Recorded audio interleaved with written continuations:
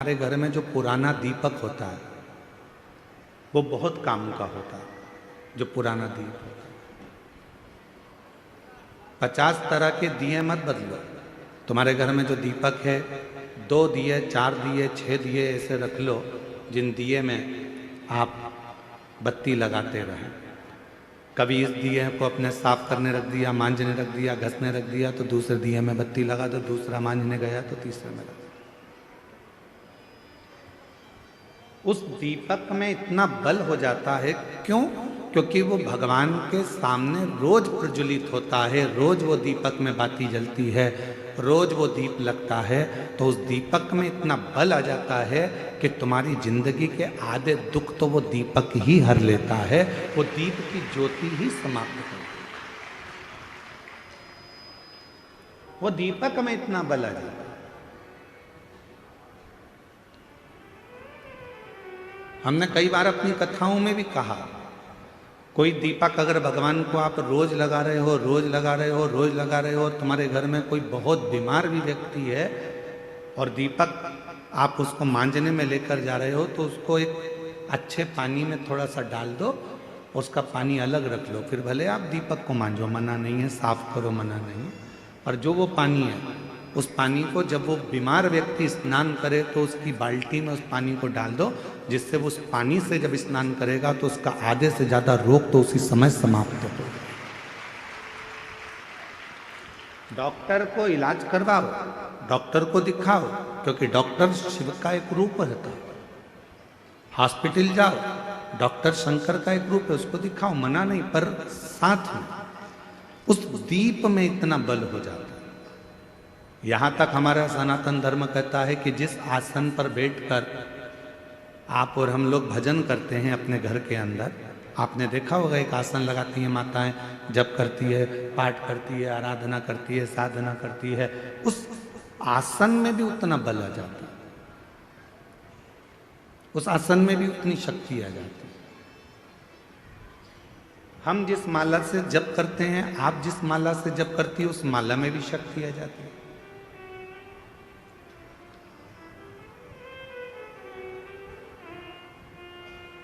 गले में जो आप एक कंठी माला पहनकर रखते हो रुद्राक्ष की, अपने गले के अंदर हमेशा, जैसे हम लोग भी अपने गले के अंदर एक हमेशा एक कंठी अंदर धारण कर कर रखते हैं, हमेशा, रात दिन सुबह शाम हर पल वो रुद्राक्ष हमारे साथ में रहता है। कई लोगों के मन में एक भाव उत्पन्न हो जाता है, हम गुरुजी हम हॉस्पिटल जा रहे हैं तो क्या रुद्राक्ष उतार कर जाएं? किसी के यहाँ पर बच्चा हो गया है तो हम क्या रुद्राक्ष उतार कर जाएं? मान लो हम स्त्री हैं, रजस्वला धर्म से हो गई, रजो धर्म से हो गई, तो क्या हम रुद्राक्ष उतार कर रख दें? शिव महापुराण की कथा कहती है आप किसी भी अवस्था में रहें, रुद्राक्ष कभी अशुद्ध नहीं होता, वो अशुद्ध को भी शुद्ध कर देगा। क्या स्त्री रुद्राक्ष पहन सकती है? जरूर। क्या कोई लड़की रुद्राक्ष पहन सकती है? जरूर। क्या कोई बच्चा रुद्राक्ष पहन सकता है? जरूर। क्या कोई बूढ़ा बुजुर्ग रुद्राक्ष? सब पहन, सब धारण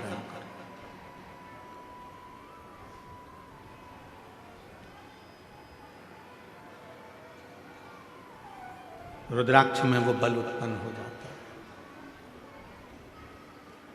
लोग सोचते हैं कि हम अशुद्ध हैं, हम हॉस्पिटल चले गए हैं, हम उस बच्चे को देखने चले गए हैं, हम अशुद्ध हो गए। ना ना ना, रुद्राक्ष आपको हर पल शुद्ध करता है, हर पल शुद्ध करता है। जैसे भगवान के भोग में तुलसी डाली जाती है, बिना तुलसी के क्या भगवान भोग स्वीकार कर लेते हैं? जम के बोलो, नहीं करते। भगवान को अगर भोग स्वीकार कराना है तो भगवान के भोग में तुलसी डालते हैं, भगवान के भोग में हम प्रसाद में तुलसा दल डाल देते हैं, जिससे भगवान उसको स्वीकार कर लेते हैं। उसी तरह भगवान भी, जिसके गले में रुद्राक्ष है और जिसके गले में तुलसी की माला है, भगवान भी देख लेता है कि मुझे इसको स्वीकार करना है, ये मेरा अपना है, इसको मुझे स्वीकार करना है, ये मेरा अपना।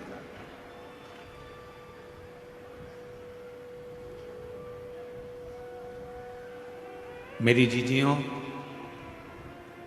मेरे जीजाओं, मेरी बेटियों, बेटाओं, मेरी माताओं, मेरे बुजुर्ग माता पिता तुल्य आप सब विराजमान हो। मैं निवेदन करूं आप सबसे, भव सागर बहुत गहरा है, संसार सागर बहुत गहरा है। इस पूरे संसार सागर में आज के समय में किसी को समझना बहुत कठिन। कुत्ते को देखकर समझ जाओगे कि कुत्ता काटने वाला है, बोलो सही है कि गलत है। सांप को देखकर समझ जाओगे कि सांप डसने वाला है। शेर को देखकर समझ जाओगे कि शेर आक्रमण करने वाला है। चीते को देखकर समझ जाओगे कि ये चीता आया है, ये हमें खा जाएगा। हाथी को देखकर समझ जाओगे कि हाथी के पांव बड़े हैं, ये हमें दबा देगा। बिच्छू को देखकर समझ जाओगे कि ये डंक मार देगा। पर इंसान को कैसे पहचानोगे कि ये अपन को कब निपटा देगा? बिच्छू को पहचानना सरल है, सांप को पहचानना सरल है, शेर को पहचानना सरल है, कुत्ता को पहचानना सरल है। पर इस कलिकाल में, इस संसार सागर में, आज के समय में मनुष्य को पहचानना बहुत कठिन, बहुत कठिन। और देखो,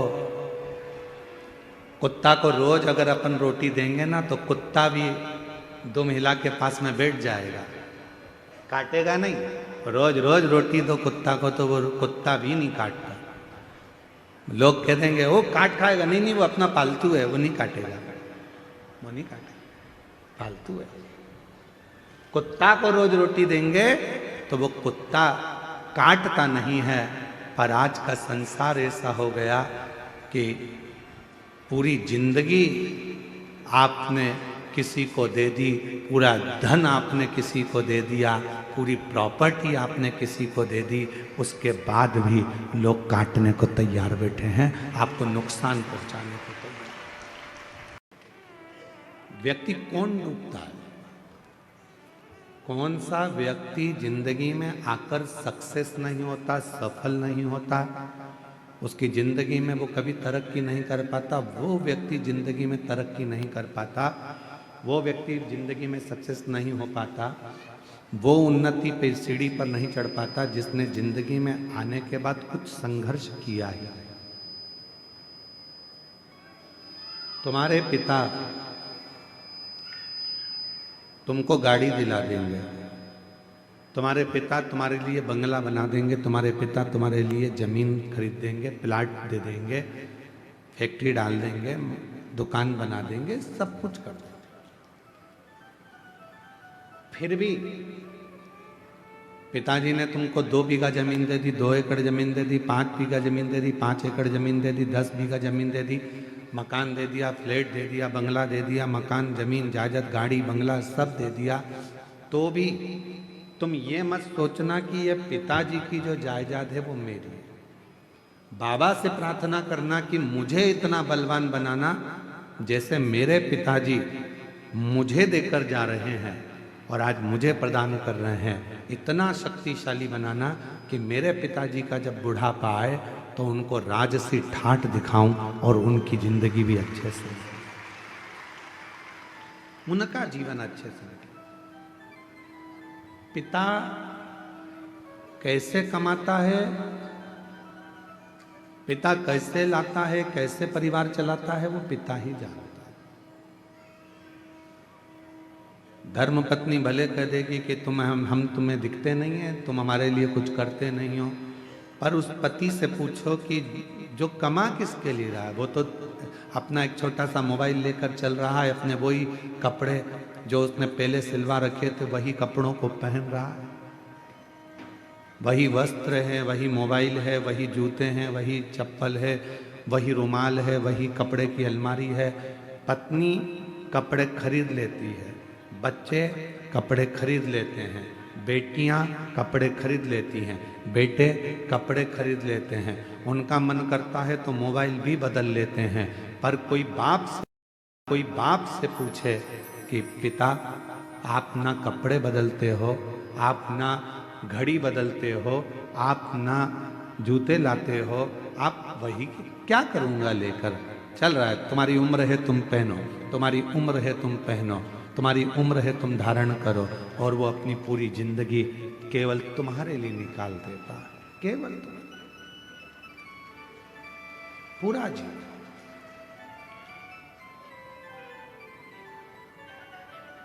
अब अपना क्या फर्ज है, उसने अपने लिए पूरी जिंदगी निकाल दी, तो उनका जब बुढ़ापा है, उनकी जब वृद्ध अवस्था है, तो अपना फर्ज है कि उनका साथ देना, उनको दुनिया की सारी खुशियां लाकर दे देना। 20, 25, 50, 30, 40 साल जितने साल जिएंगे उतने साल उनकी जिंदगी में इतनी खुशियां दे दो कि वो भी परमात्मा से कहें कि संतान देना तो ऐसी देना और इसको खूब बरकत देना, खूब उन्नति। इनकी जिंदगी में खूब भंडार भर देना, इनको कोई दुख मत देना, इनको कोई तकलीफ मत देना, इनको कोई कष्ट नहीं।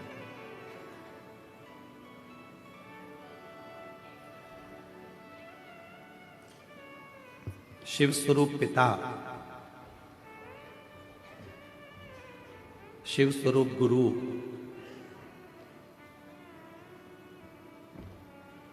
जब संसार सागर में हमको मिल जाते हैं तो वह हमारी जिंदगी को सार्थक बना देते हैं, हमारे जीवन को सार्थक।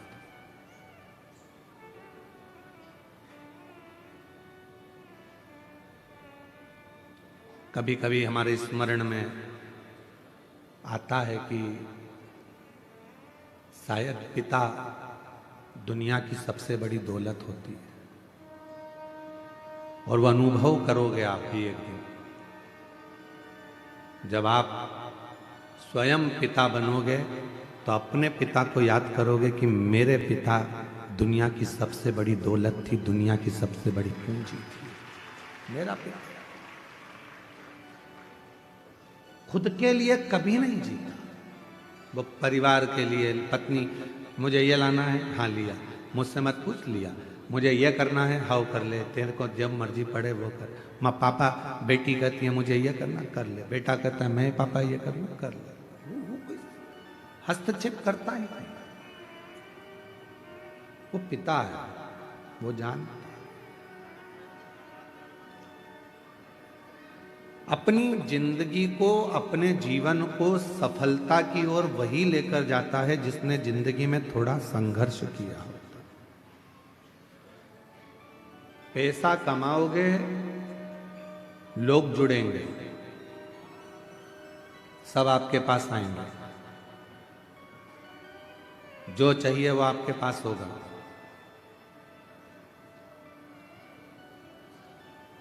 जो तुमको गाली देते थे वो भी पैसे के बल पर तुम्हारे पास आ जाएंगे। जब तुम्हारी सत्ता चलेगी, तुम्हारा वैभव चलेगा, सब तुमको प्रणाम भी करेंगे, नमन भी करेंगे, आदर भी करेंगे। तुम्हारे भीतर अहंकार मत करना कि मेरे पास इतना पैसा है, बिल्कुल। कुर्सी मिल जाए तो लोग तुमको आदर करेंगे, madam sir, sir madam, madam sir. इसके पहले की जिंदगी देखना, जब तुम्हारे पास कोई पद नहीं था, कुर्सी नहीं थी, प्रतिष्ठा नहीं थी, धन नहीं था, कोई नहीं पूछता था।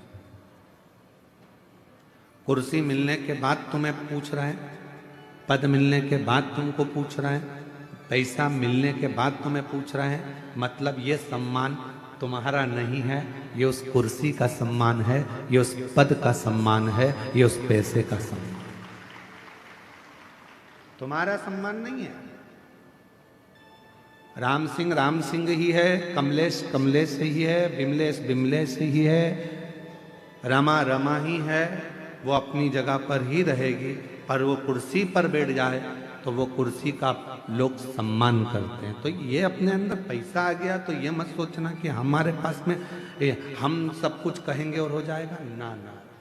ये धन का सम्मान, ये पद का सम्मान, ये प्रतिष्ठा का सम्मान, उतरे फिर वही रहोगे। इसलिए अपने स्वभाव को, अपने नेचर को कभी मत बदलना। आज है, कल नहीं होगा, तो भी इन्हीं के साथ रहना है, इनसे ही बात करना है, इनसे ही। थोड़ा धन बढ़ा और सबने पूछना चालू कर दिया आपको, अरे काका जी और चाचा जी और नाना जी और फूफा जी और मामा जी और ये और वो, सब ने पूछा। और जब नहीं था कोई पूछने नहीं आता था। क्यों, कितने का कर्जा हो गया, लाओ हमें बताओ, हम कर्जा चुका देंगे तुम्हारा। थोड़ा हमारे पास जमीन है, उसमें से आधा टुकड़ा जमीन का बेच देंगे, तुम हमारे रिश्तेदार हो, हम तुम्हारा कर्जा चुका देंगे। है कोई संसार में ऐसा जो रिश्तेदार का कर्जा अपनी जमीन बेचकर चुका देता हो? नहीं। फिर धीरे धीरे तुमने तो नहीं दिया, उसने मेहनत करी, संघर्ष करा, परिश्रम करा, फिर खड़ा हुआ और फिर आगे बढ़ा। अब जितने रिश्तेदार थे वो कहते हैं ये तो हमारा ही अपना वाला है, अपना ही परिचित है, अपना ही है। ये आपका सम्मान नहीं है, आपके धन का सम्मान। इसलिए अहंकार पैदा मत होने देना कि मेरा सम्मान इतना हो रहा है ना, तुम्हारा नहीं है, तुम्हारे धन का सम्मान है। गया फिर कोई नहीं पूछेगा। आप कोई ऊंचे पद पर बैठ जाओ, मालूम पड़े कोई बहुत बड़े मंत्री संतरी कलंतरी बन गए, कोई अधिकारी बन गए, कोई बहुत बड़ी कुर्सी तुमको मिल गई, कोई तुम कहीं के थानेदार बनकर बैठ गए, तुम कहीं के बहुत बड़े कलेक्टर और बहुत बड़े पदाधिकारी बनकर बैठ गए, तो ये मत सोचना कि तुम तो ना जाने बचे कुर्सी है तुम्हारे पास में तो पूछा जा रहा है। जिस दिन रिटायर हो जाओगे उस दिन तुम्हारे घर के लोग ही तुमको नहीं पूछ पाएंगे, ये निश्चित है। कुर्सी का पद है, कुर्सी का सम्मान, सम्मान पद का हो, तो फिर क्यों हम अभिमान में पड़े? क्यों?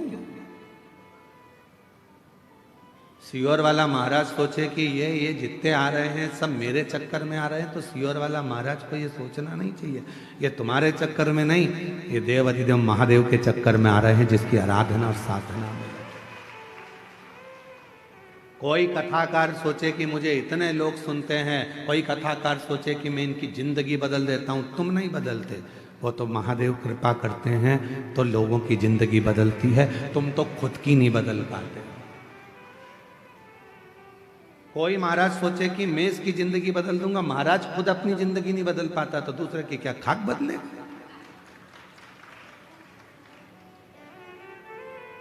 कभी ये विचार मत करना कि मैं कुछ कर रहा हूं, भोले आपकी कृपा से सब काम हो रहा, शंभु आपकी कृपा से सब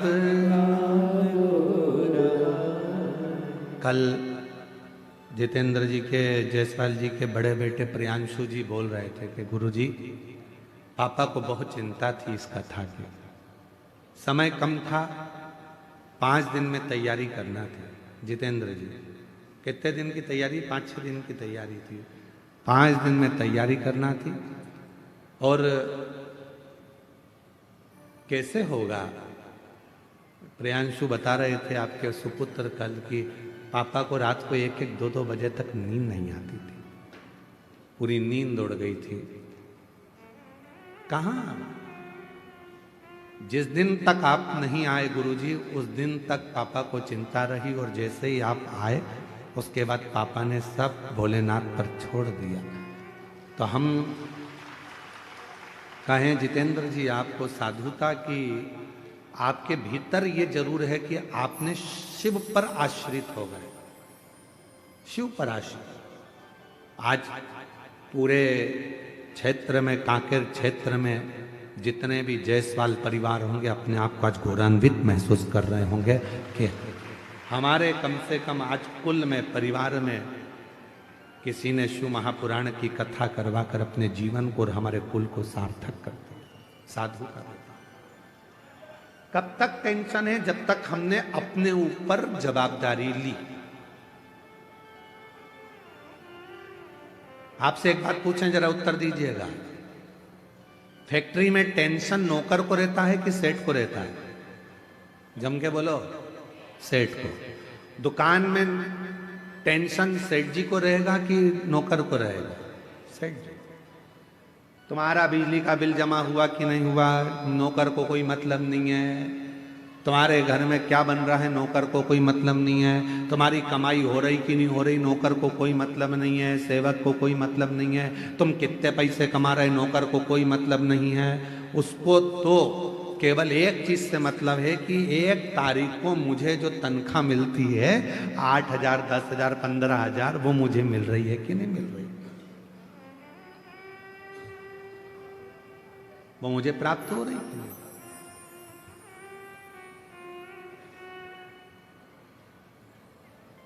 कितना कोहरा है जी, इतना भारी कोहरा, और उसमें ये शिव महापुराण की कथा, बड़ा आश्चर्य वाला विषय है। शिव भक्तों का भाव। नौकर को चिंता नहीं है, नौकर को टेंशन नहीं है। फैक्ट्री में क्या हो रहा है, फैक्ट्री चल रही है कि नहीं चल रही है, फैक्ट्री में घाटा लगा कि लाभ हुआ, किसी को मतलब नहीं है। बस उसको तो अपनी तनख्वाह से मतलब होता है। पूरी जवाबदारी सेठ की होती है, पूरी जवाबदारी। इसलिए निवेदन है आप सबसे, जिंदगी में कभी आप सेठ बनने का प्रयास मत करना। सेठ बनोगे तो टेंशन आएगा। आप तो कोई भी पूछे सेठ जी बोले तो कह देना मैं सेठ नहीं, सेठ तो मेरा भोलेनाथ और सांवरिया सेठ है, मैं तो उसका सेवक हूं। सेठ एक ही है, और वो मेरा कुबेरेश्वर महादेव, मेरा कुबेर भंडारी, मेरा भोले बाबा, मेरा त्रिकालदर्शी, हम तो उसके नौकर हैं। हमारा घर भी वही चलाता है, परिवार भी वही चलाता है, कुटुंब रिश्ते सब वो निभाता है, हम तो उसकी तनख्वाह पाते हैं, तनख्वाह लेते हैं।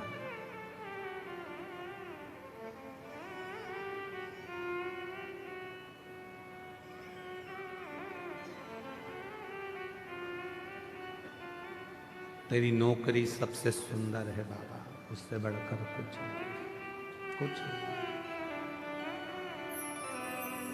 उससे जोरदार कुछ है ही नहीं।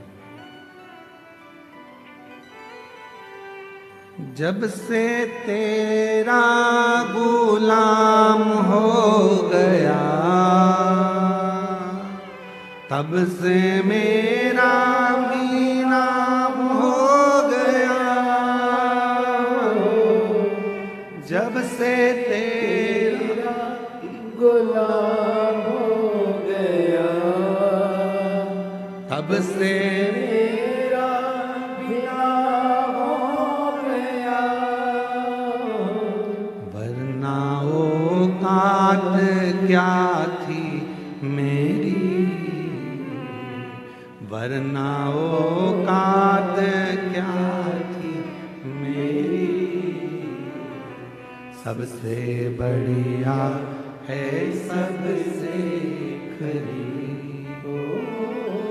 भोले बाबा तेरी नौकरी।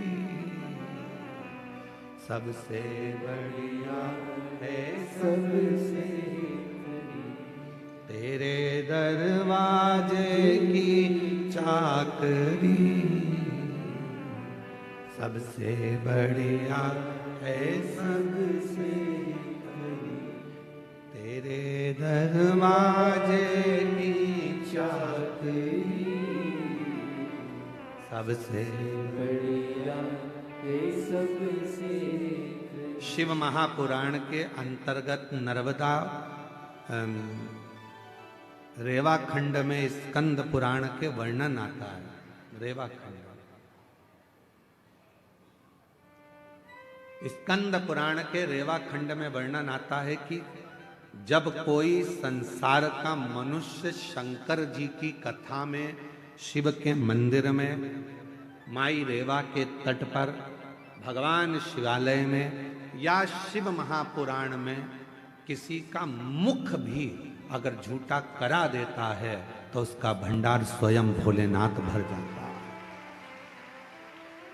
इसीलिए आपने देखा होगा कई लोग बिस्कुट लेकर आते हैं, कोई अपने घर से पोहा बना कर लाता है, कोई भजिया बना कर ले आता है, कोई तिल्ली का लड्डू ले आता है, कोई खिचड़ी बना लाता है, कोई बिस्कुट, कोई टॉफ़ी, कोई सामान लाता है और एक दूसरे को थोड़ा थोड़ा मुख झूठा करा देते हैं। कोई लोग पानी के पाउच बांटते हैं, कोई पानी की बोतल बांटता है, जो जिससे बन जाए। कोई घर में थर्मस में चाय बना कर ले आता है, 10-20 लोग जो पास में बैठे रहते हैं उनको चाय पिला देता है। अर्थात मुख झूठा कराने का वर्णन भी हमारे यहाँ स्कंद पुराण के रेवा खंड में वर्णन आता है कि जो माँ रेवा के तट पर भगवान शिव की शरणागति में, शिव के शिवालय में, शंकर की कथा में अगर आए हुए शिव भक्तों को यदि मुख भी झूठा करा देते हैं तो उसके घर की अन्नपूर्णा कभी शिव समाप्त नहीं होने देते, उसका भंडार भरकर। ये शिव है, ये शिव। और हमको ये वनवासी आदिवासी क्षेत्र की कथा थी तो हमको ऐसा लगा था कि ना जाने यहाँ भक्त आएंगे तो यहाँ पर मुख झूठा कराएंगे कि नहीं कराएंगे, पर हमने रोज़ देखा प्रतिदिन दूर दूर से जो जो भक्त आते थे, साधारण गरीब बड़े भी अगर आते थे, अपने झोले में थोड़ी सी टॉफी लेकर आके लोगों को खिला जाते थे, बिस्कुट खिला जाते थे।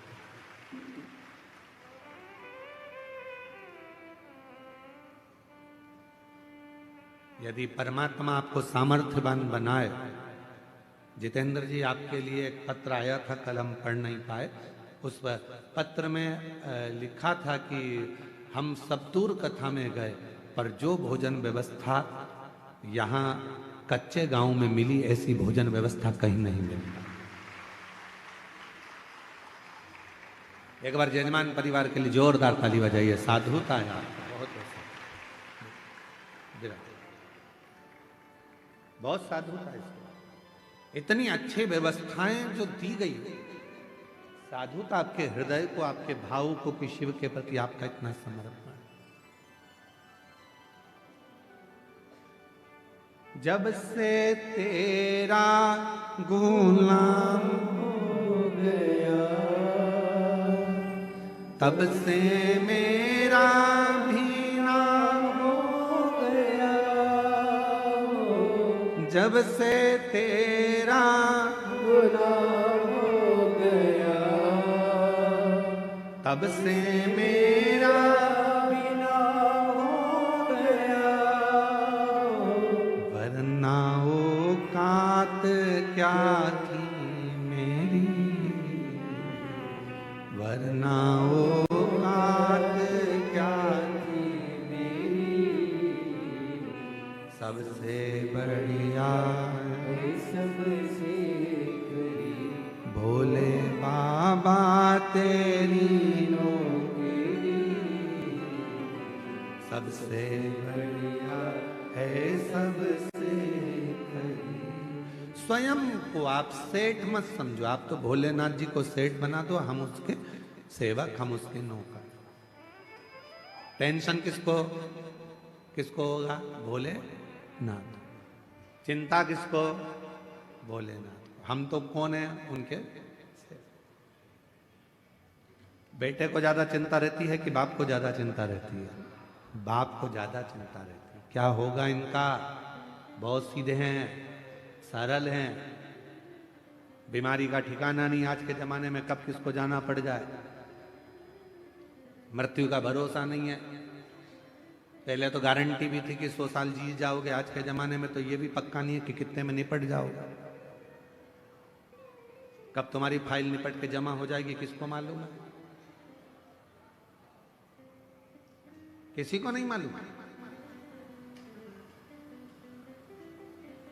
पहले चिंता थी, पहले टेंशन नहीं होता था, अरे अभी तो बहुत जिएगा, 80 साल चलेगा, 90 साल चलेगा, 100 साल चलेगा। अब तो मालूम ही नहीं पड़ता, पड़ोस में सूचना मिल जाती, अटैक आ गया, अभी तो देखा था, 8 दिन पहले तो मिली थी, उससे बढ़िया था, क्या हो गया, उनके घर की बहुत अच्छी थी, उसको क्या हो गया, मालूम पड़ा, चलेगा। मालूम ही नहीं पड़ता कब, कौन, कहां, कैसे चले जा रहा, किसको मालूम, किसको पता।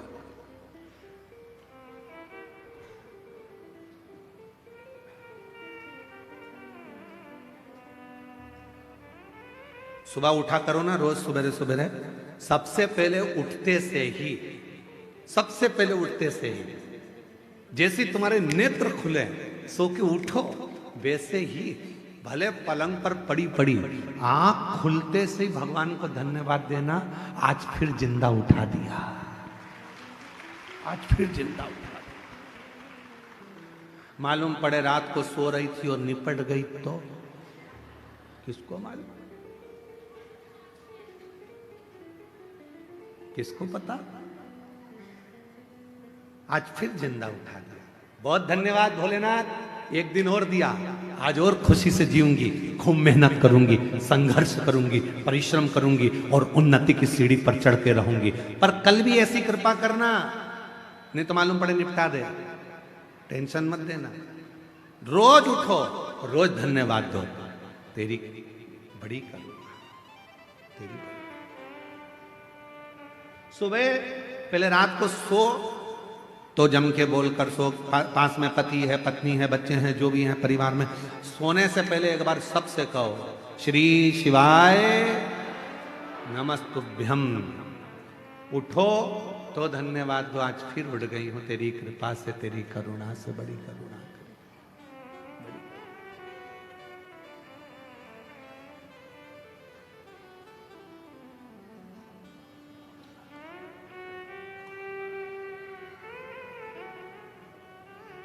सब पड़ा रह जाएगा,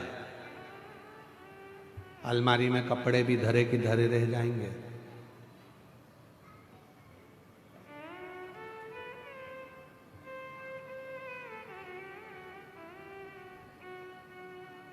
कई लोग तो हमसे भी कहते हैं सियोर वाले महाराज तुम इतना सोना वोना पहन के कथा वाचते हो।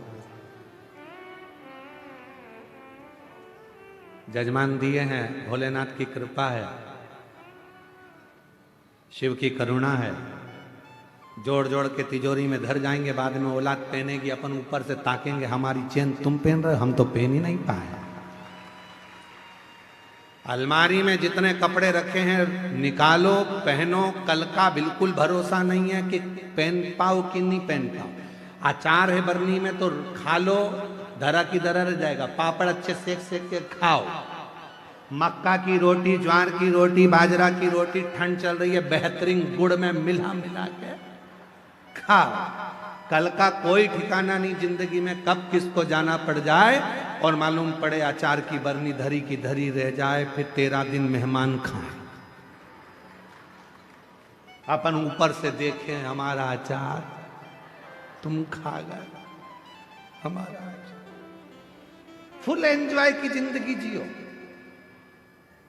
जितना कमा रहे हो उस कमाई में से आप किसी को दो मत दो, दान करना है तुम करो, नहीं मन करे तो मत करो, तुम तो 1 रुपया मत दो तो किसी को, तुम खुद के ऊपर तो खर्च करो। खुद के ऊपर खर्च नहीं करते, अपने ऊपर थोड़ा बहुत तो खर्चा करो, परिवार चलाओ, कुटुंब चलाओ, मना नहीं है, पर अपनी अब खाऊंगा मन कर रहा है, मूंगफली खरीद लूं 10 रुपए की, खा लूं 10 रुपए की, मैं मक्का खरीद के खा जाऊं, मन कर रहा है, पर घर पे बच्चे भी बैठे होंगे, पत्नी इंतजार कर रही होगी, उसके लिए थोड़ी सी ले जाऊं। ले जाने के चक्कर में जेब में थे 10 रुपया और मालूम पड़े उसकी या तो वो खा ले या तू खा ले, पर मन कर रहा है बच्चों के लिए ले जाऊं, पत्नी के लिए ले जाऊं, बुजुर्ग के लिए ले जाऊं, घर में सबके लिए ले जाऊं। मैं कैसे तो लेकर जा रहे थे और ले जा रहे थे, हाथ में धर के मूंगफली, आ गया पीछे से मंकी बंदर और मूंगफली की पुड़िया छुड़ा के ले गया। ना लीलाबाई के काम आई ना कमलेश के काम आई, मूंगफली बिमलेश का भाई खा गया, ले हो गया डरा।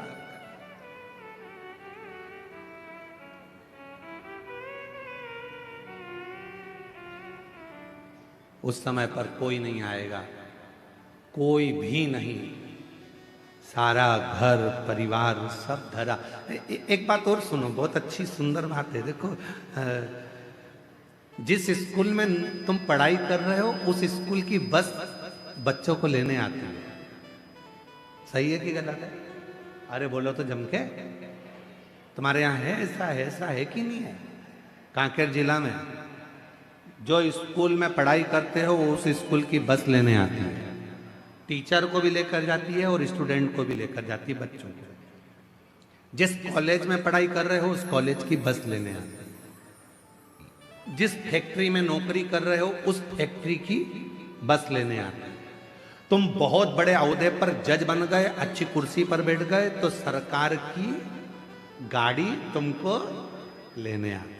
तुम बड़े अधिकारी बन गए तो सरकार की गाड़ी तुम्हें लेने आएगी, छोड़ने जाएगी। बोलो सही है कि गलत है? बोलो तो सही है ना? ज्यादा तेज ठंड तो नहीं लग रही है? हाँ तो फिर बोलते जाओ, सही है? हाँ, स्कूल की बस स्कूल के बच्चों को लेने आ रही है, कॉलेज की बस कॉलेज के बच्चों को लेने के लिए आ रही है, प्राइवेट कंपनी की बस प्राइवेट कंपनी के लोगों को लेने आ रही है, और सरकार की बस सरकारी कर्मचारी को लेने के लिए आ रही है। अब वो तुम वहां नौकरी कर रहे हो इसलिए वो तुम्हें लेने आ रही है, वो तुम वहां पढ़ाई कर रहे हो इसलिए तुम्हें लेने आ रही है। दूसरे स्कूल के बच्चे को थोड़ी ना बिठा के ले जाएगी, दूसरे कर्मचारी को थोड़ी ना बिठा के ले जाएगी। उसी तरह जिस कंपनी में काम कर रहे हो उस कंपनी की बस तुम्हें लेने के लिए आती है। अब आज से एक बात याद कर लेना, अपन सब शंकर जी की कंपनी में काम कर रहे हैं, इसलिए आखिरी में शंकर की कंपनी की बस लेने के लिए कोई दूसरी बस अपने को लेने नहीं आएगी। नंदी पर भोलेनाथ होंगे और कहेंगे आओ बैठो साथ चलो, प्राण छूट चुके हैं, मैं तुम्हें नरक नहीं भुगताऊंगा। कंपनी की बस आई है, आराम से एसी कूलिंग कर कर लेकर जाऊंगा, आराम से चलना, मैं तुम्हें कैलाश लेकर जाऊंगा और वो कंपनी लेकर जाएगा। अंत समय प्रभु आना पड़ेगा, वचन दिया तो निभाना पड़ेगा। अंत समय प्रभु आना पड़ेगा, वचन दिया तो निभाना पड़ेगा। आए ना आए प्रभु कुटुंब कबीरा, अंत समय प्रभु आना पड़ेगा, वचन दिया तो निभाना पड़ेगा। अंत समय में तुझे आना है, वचन दिया था। शिव पुराण में बैठकर कहा था, सियोर वाले महाराज ने बोला था, हम नहीं मानते कि सियोर वाला महाराज कथा करता है, हम तो ये मानते हैं कि हमारा विश्वनाथ कथा करता है। तो हमने तो उनकी वाणी को शिव की वाणी मानी और वचन दिया था कि तुम घबराना नहीं, आखिरी में उसकी गाड़ी लेने के लिए आएगी। तो मुझे यमराज लेने नहीं आना चाहिए, मुझे यम के दूत नहीं आना चाहिए। अंत समय में आए तो तू आना।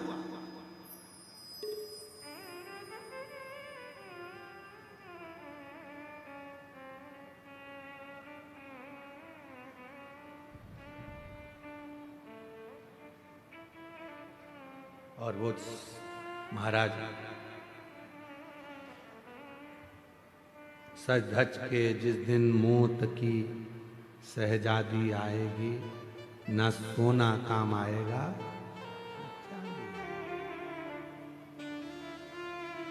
कोई पलंग पर पड़ा हो, अंतिम सांसें गिन रहा हो, अंतिम सांसें गिन रहा हो, पलंग पर पड़ा हो।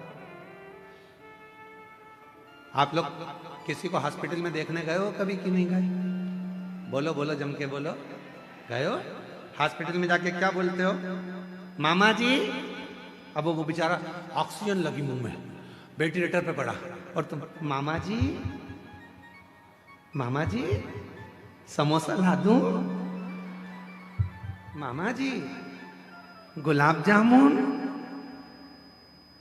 मामा जी 50,000 रुपए रख दूं तुम्हारे पलंग के पास। मामा जी ऑक्सीजन मुंह में लगी, मन में सोच रहे निकल जाए यहां से बाहर, मर रहा और 50,000 रुपए क्या ऊपर लेके जाऊंगा? जब अच्छा था तो समोसा नहीं खान दिया, मुंह में ऑक्सीजन लग रही है। क्या करूं उस धन का? मरने वाले व्यक्ति को ना समोसा चाहिए, ना गुलाब जामुन चाहिए, ना तुम्हारा धन चाहिए। मरने वाले व्यक्ति को तो केवल शिव का नाम चाहिए कि वो बचा लाए, काल के ग्रास से छुड़ा कर लिया है। अकाल मृत्यु वो मरे जो काम करे चंडाल का, और काल उसका क्या बिगाड़े जो भक्त हो महा काल का। अंत समय में उसको चाहिए कि कोई ऐसा मिल जाए जो मुझे श्वास ला कर दे दे, कोई ऐसा मिल जाए मेरी ऑक्सीजन ला कर दे दे, कोई ऐसा मिल जाए कि मुझे ठीक कर दे। मुझे धन नहीं चाहिए, समोसा कचौड़ी नहीं चाहिए, 2 एकड़ जमीन नहीं चाहिए। केवल अंतिम समय में भगवान से प्रार्थना करता है कुछ श्वास और दे दो, और वो श्वास परमात्मा कहेगा मैं देने को तैयार हूं। पर एक बात याद रखना कि तूने अपनी श्वास को क्या शिव पुराण में लगाया था? 2-3 घंटा की कथा सुनने कभी गया था? हाँ, अगर तू 3 घंटे की कथा सुना है तो उसमें जितनी श्वास निकली है तेरी, उतनी श्वास मेरे खाते में लिखी है। जा, एक काम करता हूँ और थोड़े साल तेरे को दे देता हूँ, और भजन कर लेना, श्वास और मिल जाएगी, और मिल जाएगी। तेरे भजन से, तेरे कीर्तन से, मंत्र जाप से, नाम जाप से, एक लोटे जल से हमारी श्वास बढ़ गई। कॉलेज स्कूल में बच्चों को पैसा कमाने का तरीका सिखाया जाता है। आज के नए नए फैशन में लोग मोबाइल पर भी पैसा कमाने का तरीका सिखा रहे हैं, पर शिव पुराण पैसा कमाने का तरीका नहीं सिखाती। शिव महापुराण की कथा उम्र बढ़ाने का तरीका सिखाती है। क्योंकि पैसा तो कमा लोगे पर भोग कैसे करोगे? पैसा कमा के रख दिया और निपट गए तो फिर ऐसा भोग करने के लिए शरीर भी तो अच्छा रहना चाहिए, पूरा शरीर पुष्ट रहना चाहिए, पूरा शरीर अच्छा रहना चाहिए। इसलिए निवेदन है, सोफा सेट अच्छा है तो चने खाओ, मूंगफली खाओ, गन्ने को छील छील के खाओ। जब सोफा सेट ही नहीं रहेगा तो चने क्या कूट के खाओगे?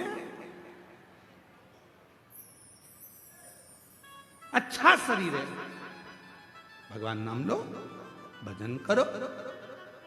कई लोग कहते हैं गुरुजी अभी तो हमारी उम्र बची है, अभी तो हम कोई बुढ़े थोड़ी ना हो गए जो भगवान के मंदिर जाएंगे, अभी हम बुढ़े थोड़ी ना हो गए जो शिव पुराण की कथा में जाएंगे। जब बुढ़े हो जाएंगे तो कथा सुनेंगे।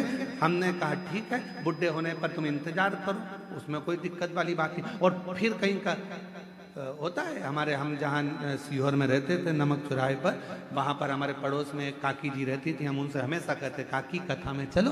काकी कहती थी अभी बेटा बेटे की शादी हो जाए, बहू आ जाए, मेरे को करना क्या, उसके बाद तो कथा ही सुनूंगी। 1 साल बाद वो भैया की शादी हो गई, उनकी बहू आ गई। हमने काकी से कहा काकी कथा में चलो। काकी बोली बस बेटा बहू का थोड़ा जाते का समय है, छोरा छोरी हो जाए उसके बाद तो कथा ही कथा। अब छोरा छोरी हो गए, 1 साल बाद फिर कहा कि अब कथा। अब बेटा वो बच्चा छोटा सा है, बेचारी बहू रसोई घर संभाले कि बच्चा संभाले, बस थोड़ा सा बड़ा हो जाए। हमने 3 साल कुछ भी नहीं बोला। 3 साल बाद फिर कहा काकी कथा में चलो। काकी बोली बेटा वो छोरा छोटा सा पाँव ले लिए इधर उधर घूमता है, पकड़ के रखना पड़ता है, ठीक है। अब बच्चा बड़ा हो गया 2-4 साल बाद, फिर हमने कहा काकी कथा में चलो। काकी बोली चलने को तो चलो पर हमारा कमर से नहीं बैठा जाए रे, नहीं बैठा जाए घुटना से। फिर हमने कहा ब्रेंदो तुम ऊपर सुन लेना, अब यहां सुनकर क्या करोगे, वहीं सुनना।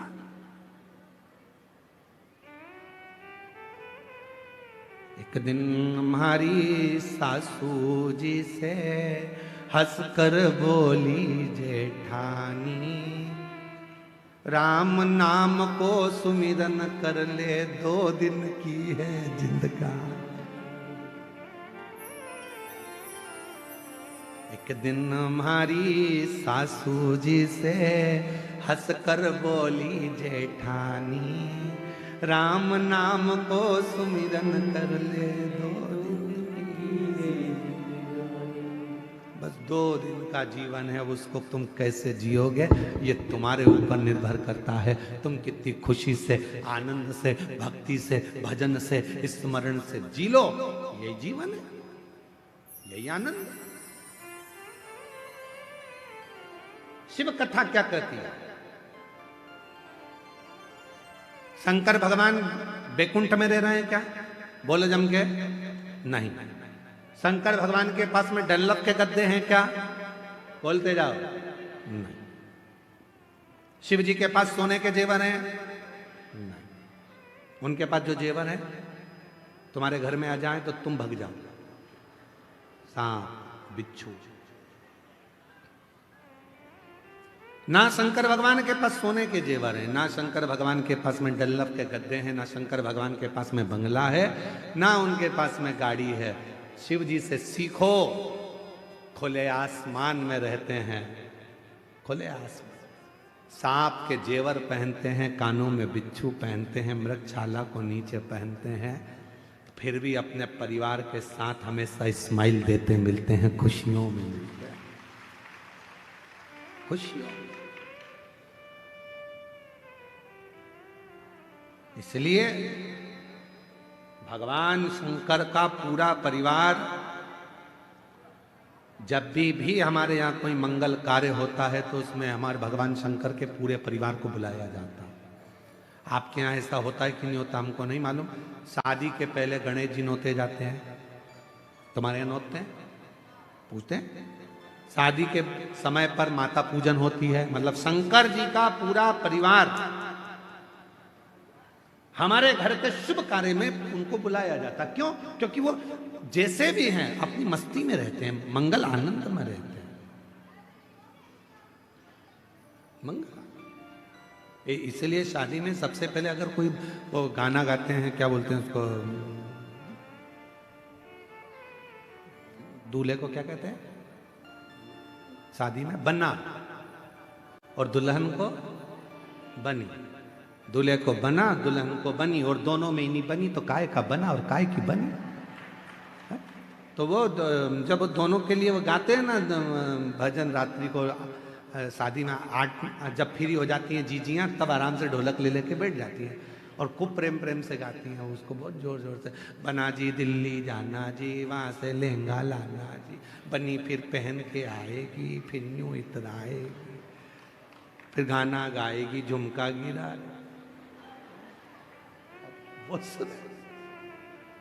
तो ये सब गाने से पहले वो पहले भजन गाते हैं भगवान गणेश जी का। गौरी के नंदा गजानंद स्वामी, तुम्हें आज मंदिर में आना पड़ेगा। गौरी के नंदा गजानंद स्वामी, तुम्हें आज मंदिर में तांबा का हंडा में तातो धरो पानी, तांबा का हंडा तातो धरो पानी।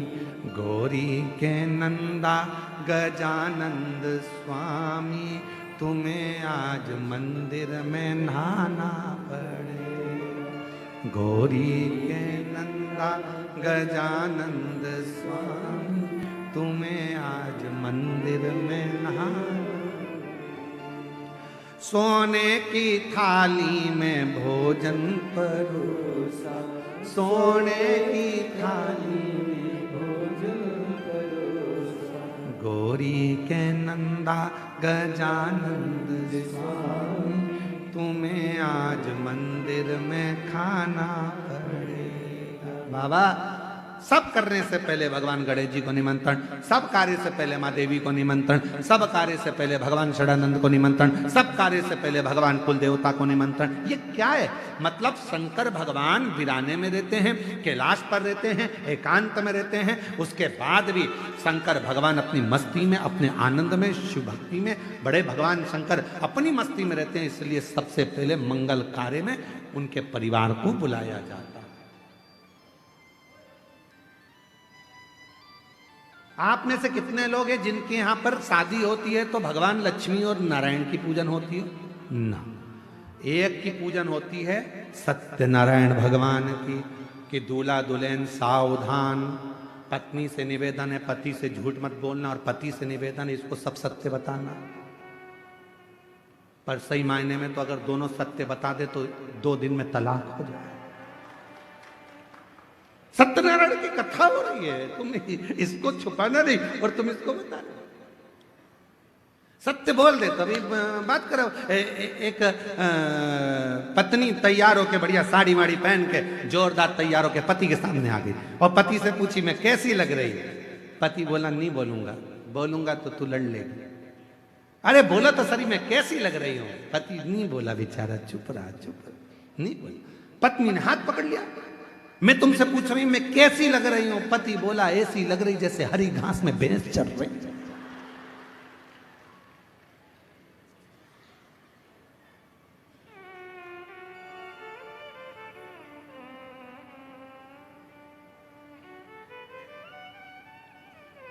पत्नी कुछ नहीं बोली। शाम को पति जब ऑफिस से आया, करेले की सब्जी बना दी, खा। करेले की सब्जी।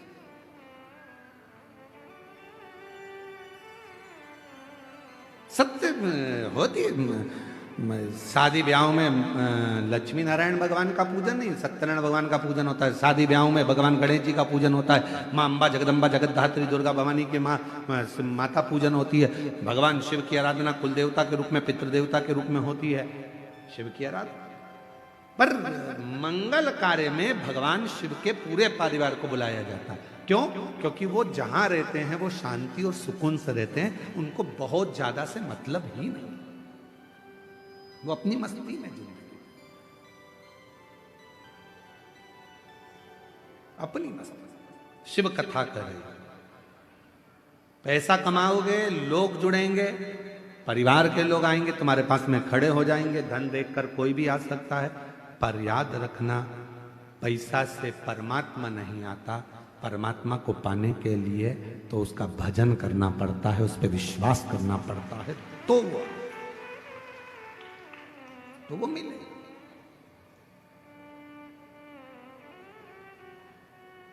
मेरी किस्मत का जब गुल खिला, तब जाकर के ये दर मिला। मेरी किस्मत का जब गुल खिला, तब जाकर के ये दर मिला। वरना औकात क्या थी मेरी, वरना औकात क्या थी मेरी। सबसे बढ़िया है सबसे करीब, भोले बाबा तेरी तो मेरी। सबसे बढ़िया है सबसे करीब, तेरे दरवाजे की चाकरी। सबसे बढ़िया है सबसे। जब हम उसके दरवाजे की चाकरी करते हैं, सेवा करते हैं, नौकरी करते हैं, उसके दरवाजे पर जाकर रोज जल चढ़ाने जाते हैं, रोज एक लोटा जल चढ़ाने जाते हैं। लोग पूछें आपसे कि एक लोटा जल चढ़ाने से क्या मिलेगा? कहना तनख्वाह मिलेगी। कौन सी तनख्वाह? तो कहना वो अंत समय में काम आएगी। आखिरी में वही तनख्वाह काम आएगी जो हमने एक लोटा जल चढ़ाया है, उसी ने हमारी समस्या का निवारण करा है, उसी ने हमारी समस्या को दूर किया है। एक पत्र है, अच्छा है, देखिए। मेरा नाम अंजू नेताम, मेरे पति का नाम मुकुंद सिंह नेताम, ग्राम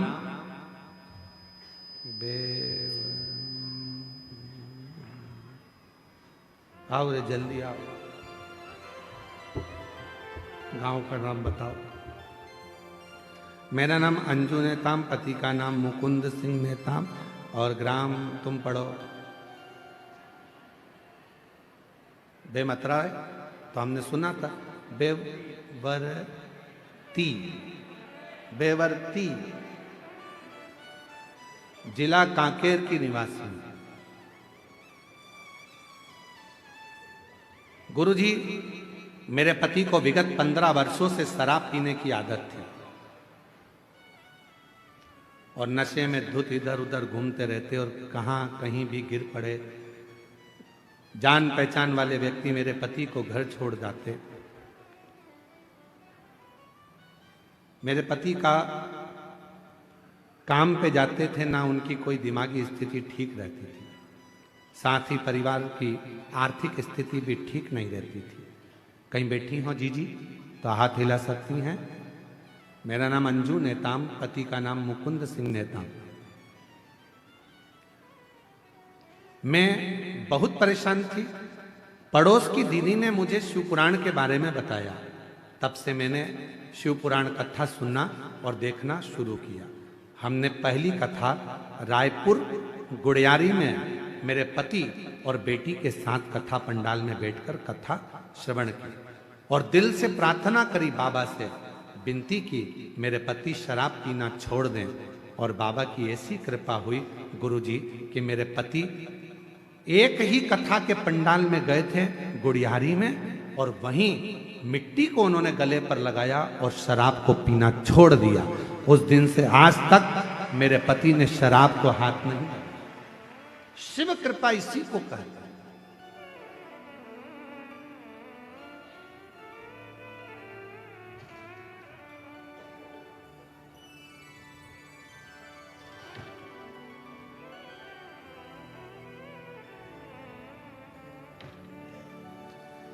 इसी को शिव की कृपा कहते हैं, इसी को भगवान शंकर की कथा कहते हैं।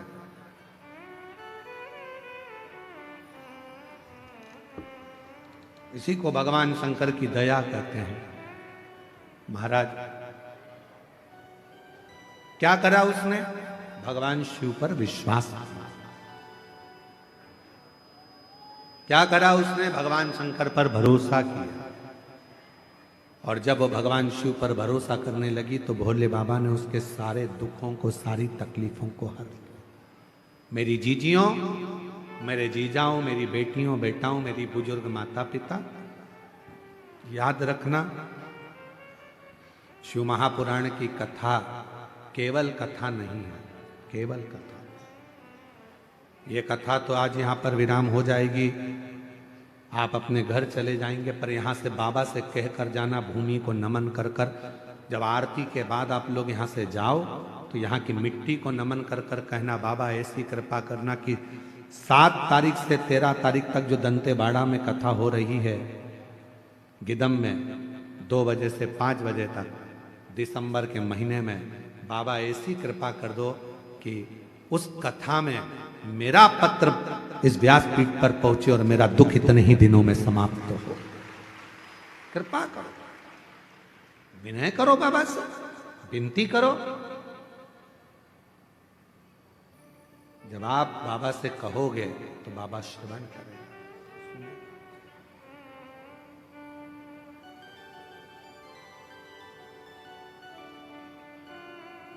और भोले बाबा ने, मेरे शंभू ने, ओघड़दानी ने, सीहोर वाले ने, काशी वाले ने, सोमनाथ वाले ने, केदार वाले ने, भोले बाबा ने, डमरू वाले ने ऐसा बजाया डमरू, बजाया डमरू, सारा कैलाश पर्वत मगन हो गया। मेरे बाबा ने ऐसा बजाया डमरू, बजाया डमरू, सारा कैलाश पर्वत मगन हो गया। काशी वाले ने, सीहोर वाले ने, डमरू वाले ने, केदार वाले ने, भोले बाबा ने ऐसा बजाया डमरू, बजाया डमरू, सारा कैलाश पर्वत मगन हो गया।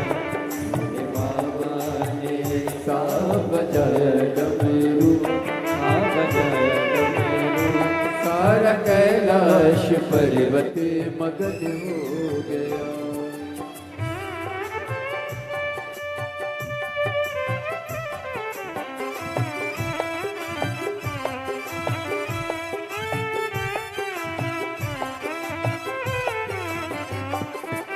डमरू की धुन सुन के गणपति जी आए, डमरू की धुन सुन के गणपति जी आए, डमरू की धुन सुन के गणपति जी आए, डमरू की धुन सुन के गणपति जी आए, गणपति जी आए सके नारद को लाए, गणपति जी आए सके नारद को लाए। अम्बे कमन भी मगन हो गया, अम्बे कमन भी मगन हो गया, सारा कैलाश पर्वत मगन हो गया, सारा कैलाश पर्वत मगन हो गया।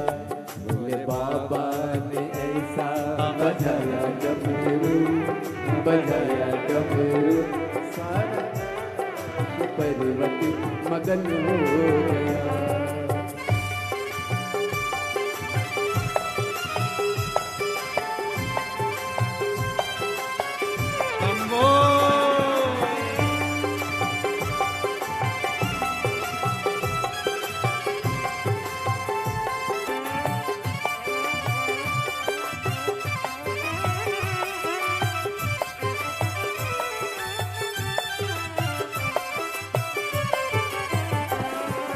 डमरू की धुन सुन के राम जी आए, डमरू की धुन सुन के राम जी आए, डमरू की धुन सुन के राम जी आए, डमरू की धुन सुन के राम जी आए, राम जी आए संगे लखन को लाए, राम जी आए संगे लखन को लाए। मैया सीता का, मैया सीता का, मैया सीता कमन भी मगन हो गया, मैया सीता कमन भी मगन हो गया, सारा कैलाश पर्वत मगन हो गया, सारा कैलाश पर्वत मगन हो गया। भोले बाबा ने ऐसा बजाया डमरू, बजाया डमरू, सारा कैलाश पर्वत मगन हो गया।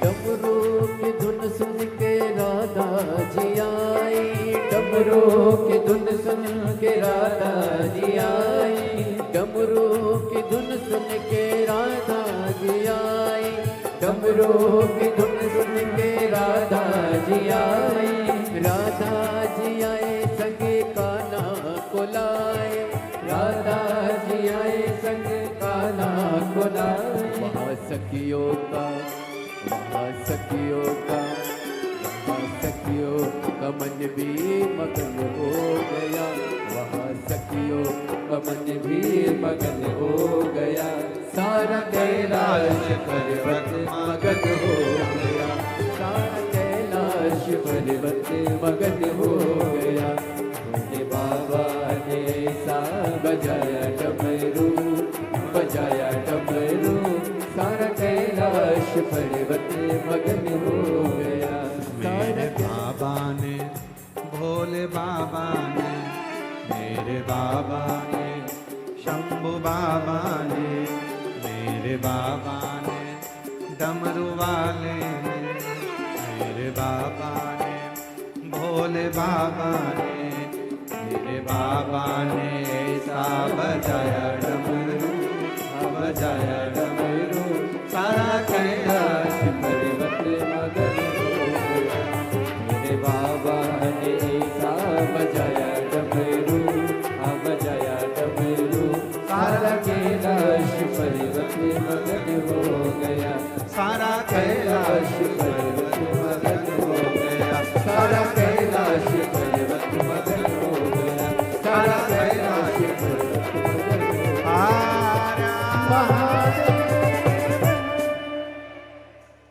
अपने स्थान पर बैठकर आज कथा का विराम दिवस है। दिल से बाबा को अपने मन की बात कहो, प्रार्थना करो, विनय करो, विनती करो और बाबा को अपने मन का भाव कहिएगा। जहाँ जगह मिले वहाँ बैठकर बाबा को अपने मन से, भाव से, हृदय से प्रार्थना करिए, विनय करिए। जहां जगह मिले वहां बैठ जाएं और बाबा को अपने मन का भाव कहिएगा। आज विराम दिवस की कथा है।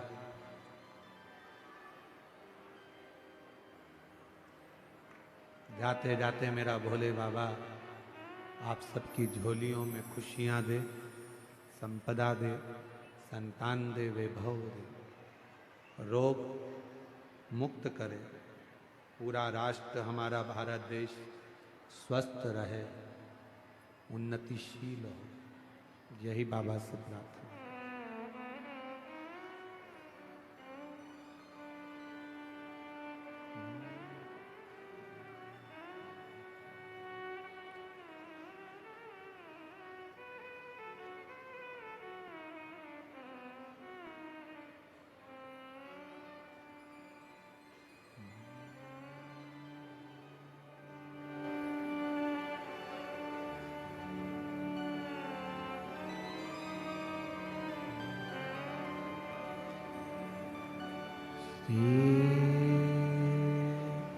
शिवाय नमस्तुभ्यं,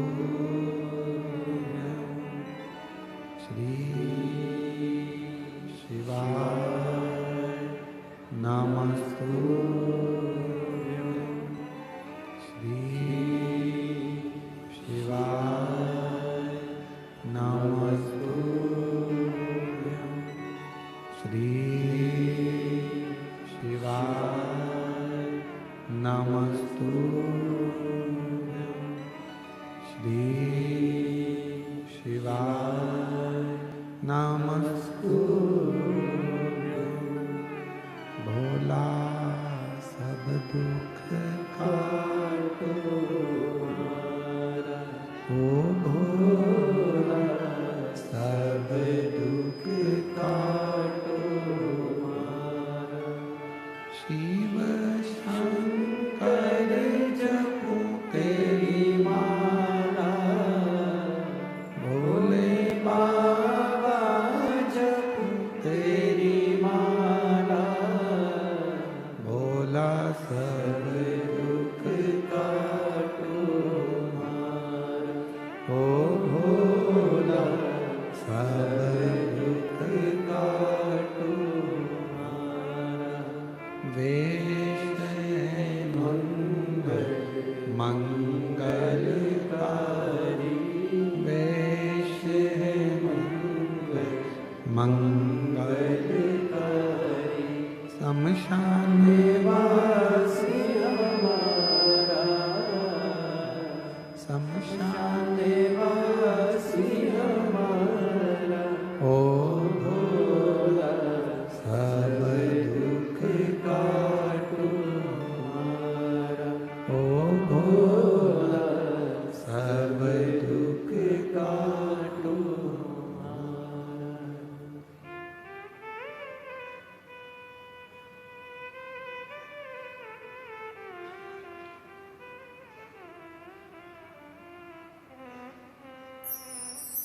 बाबा देवादिदेव महादेव भगवान शिव, ओगड़दानी त्रिकालदर्शी, कैलाशी अविनाशी भगवान शंकर की पवित्र कथा कह रहे हैं। शिव महापुराण की कथा वर्णन कर रही है, शिव कथा कह रही है। भगवान शिव, भगवान ओगड़दानी, भगवान शंकर। आ जाओ, आ जाइए।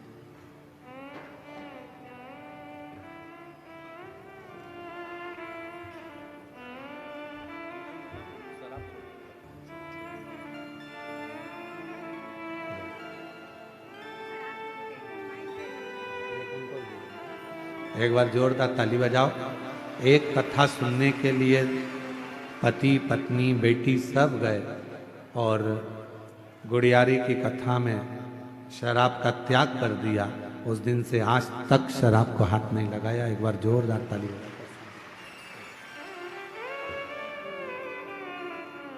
शिव कथा कर रही है, भगवान शंकर का चरित्र कर रहा है, शिव महापुराण की कथा कर रही है।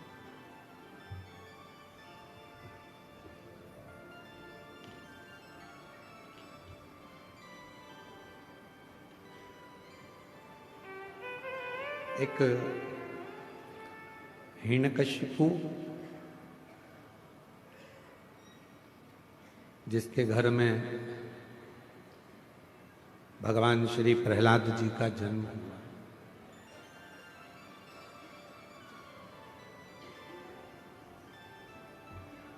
जिन्होंने भगवान की अविरल भक्ति को धारण किया, भगवान की विरल भक्ति को धारण किया शिव कृपा से।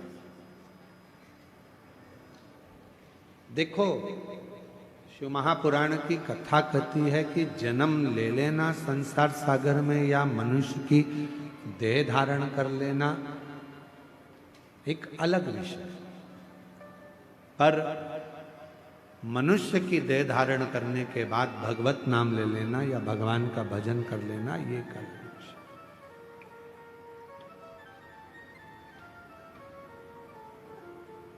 जन्म तो संसार में कितने जन्म लेते हैं और जन्म लेने के बाद कौन अच्छा कर्म करता है नहीं कर पाता है ये उसके ऊपर निर्भर करता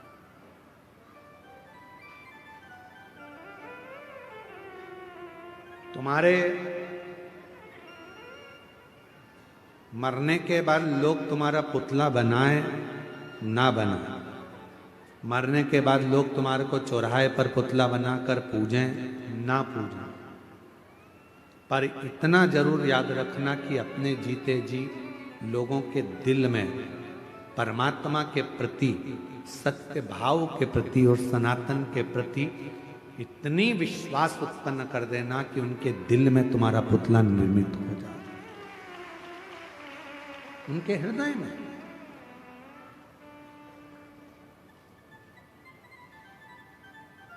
प्रहलाद को दर्शन, क्योंकि प्रहलाद जी के पिताजी ने पूछ लिया था हिरण्यकशिपु ने, कहाँ है तेरा भगवान, क्योंकि हिरण्यकशिपु ने वर मांगा था, ना नीचे मरू ना ऊपर मरू, ना अंदर ना बाहर, ना अस्त्र से ना शस्त्र से, ना दिन में ना रात में, ना नर से ना पशु से मेरी मृत्यु ना दिन में रात में हो ही ना। तो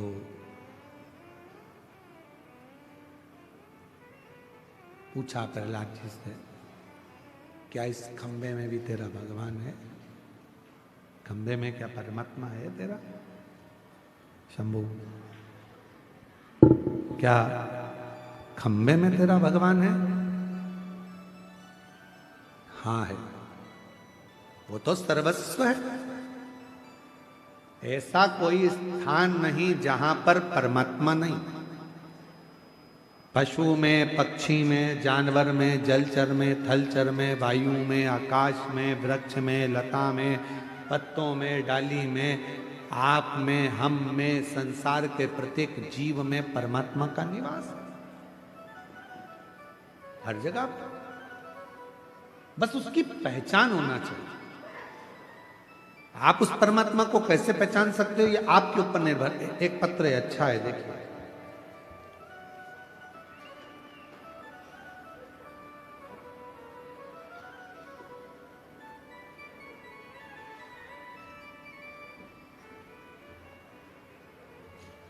सुहावन साहू, पति श्री दयानंद साहू, मैं ग्राम बिटाल पोस्ट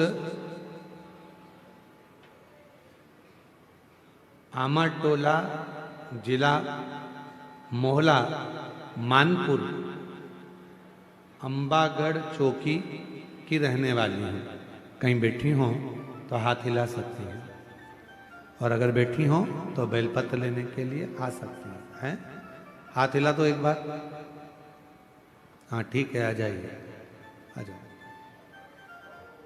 मैं महादेव की महिमा का वर्णन करना चाहती हूँ।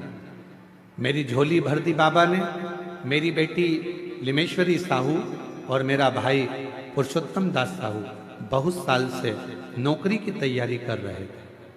दोनों हार मान गए थे। मैं हमेशा कहती थी दोनों से कि भोलेनाथ पर विश्वास रखो, सब ठीक कर देगा। फिर मेरी बेटी ने 2 बार पशुपतिनाथ का व्रत किया, भाई ने व्रत किया और भोलेनाथ ने हमारी पुकार सुन ली। आज मेरी बेटी और भाई दोनों गवर्नमेंट टीचर बन गए। 2016 से तैयारी कर रहे थे, पर बाबा की कृपा से 28 मार्च 2025 को उन दोनों की नौकरी सरकारी लग गई। मैं बाबा को यहाँ प्रणाम करने के लिए आया। एक पत्र और, मैं संगीता मंडावी, पति श्री केशव कुमार मंडावी, नगर पंचायत नरहरपुर, जिला कांकेर, छत्तीसगढ़ से हूँ। कहीं बैठे हों तो हाथ हिला सकते हैं। अगर कहीं बैठे हों तो हाथ हिला सकती हैं, और अगर बच्चा साथ में आया हो तो उसको भी लेकर आ सकते हैं। गुरुजी, गर्भवती महिला को क्या भोलेनाथ जी के मंदिर नहीं जाना चाहिए? प्रश्न है। हमारा निवेदन है, हमने पहले भी कथा में कहा, गर्भ अगर धारण हो जाए तो शिव के मंदिर जरूर जाओ और रोज 1 लोटा जल जरूर चढ़ाओ।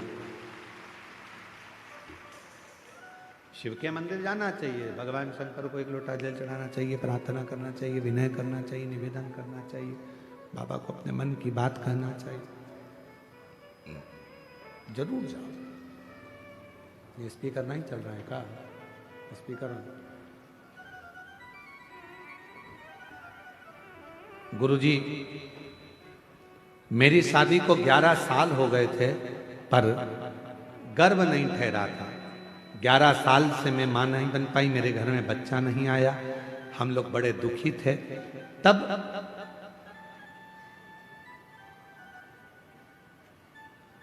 मेरे परिवार वाले भिलाई से, दुमका से आना हुआ, और मेरी एक दीदी ने मुझसे बताया कि वो सियोर वाला बाबा कथा कहता है, अगर वो कथा तुम सुनो और यदि श्रवण कर लिया और वो सफेद आंकड़े की जड़ का प्रयोग बेलपत्र का 1 लोटा जल का बोलता है, अगर कर लिया तो गर्भ जरूर ठहरेगा।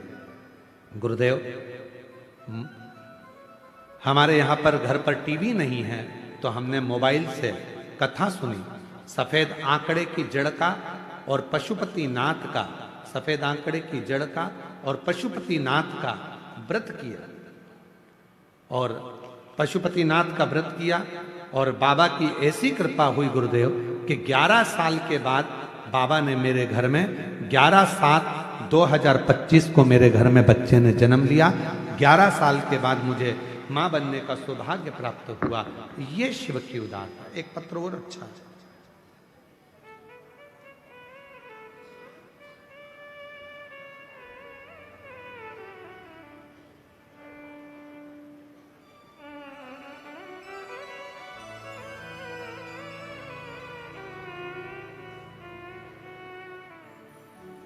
गुरुदेव,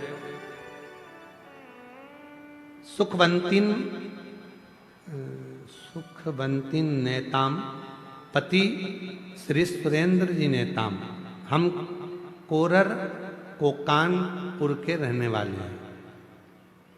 शादी को 9 वर्ष हो गए थे। सारे डॉक्टरों को दिखाया और बहुत सारे पुजारियों के पास भी दिखाने के लिए गए, पर कोई रिजल्ट नहीं मिला। एक दिन मेरे को शिव महापुराण के बारे में गांव के विशाखा निषाद और रुक्मणी यादव जी ने बताया, रोज सुनो। और हम रोज शिवलिंग में 3 लोटा जल और 5 बेलपत्र वाला उपाय करने लगे। कुंदकेश्वर बाबा के नाम से प्रार्थना करना और बाबा से कहना कि मेरी कोख भर देना, ऐसी प्रार्थना करते। बाबा को रोज विनय करते। गुरुदेव, बाबा की कृपा ऐसी हुई कि बाबा की कृपा से मेरा गर्भ ठहर गया और मुझे 9 वर्ष के बाद संतान की प्राप्ति हुई। आज मेरी बच्ची 2 वर्ष की हो गई है। मैं बाबा को यहाँ प्रणाम करने के लिए आई हूँ। कहीं बैठी हो? सुखवंती नेताम, पति श्री सुरेंद्र नेताम, पुत्री शिवानी नेताम। 9 साल के बाद बाबा ने मुझे संतान दी। अगर कहीं बैठे हो तो हाथ हिला सकते हैं, और अगर बैठे हो तो आ सकते हैं।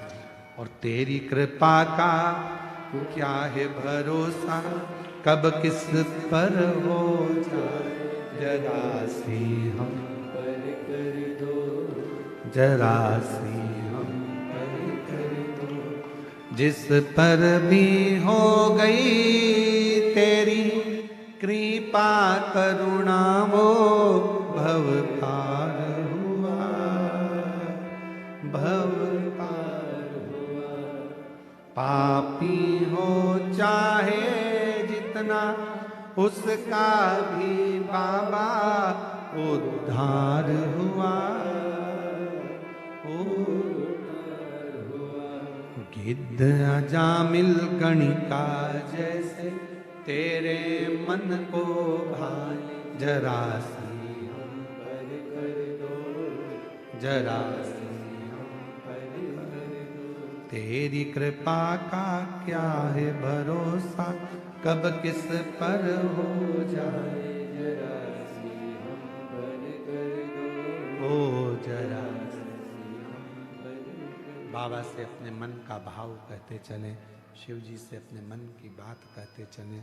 जब हम भगवान देवाधिदेव महादेव से, भगवान शंकर से, ओघड़दानी से, त्रिकालदर्शी से, कैलाशी अविनाशी से अपने मन का जब भाव कहते हैं तो शिव उसको स्वीकार करते हैं, भगवान शंकर उसको स्वीकार करते हैं। शिव कथा कर रही है, भगवान शंकर का संवाद कर रहा, शिव महापुराण की कथा वर्णन कर रही है। हिरण्यकशिपु ने वर मांग लिया, ना नीचे मरूं ना ऊपर, ना अंदर ना बाहर, ना अस्त्र से ना शस्त्र से, ना दिन में ना रात में, ना पशु से ना पक्षी से, मेरे प्राण ना छूटे। प्रहलाद से कहा क्या इस खंबे में तेरा भगवान है? हाँ,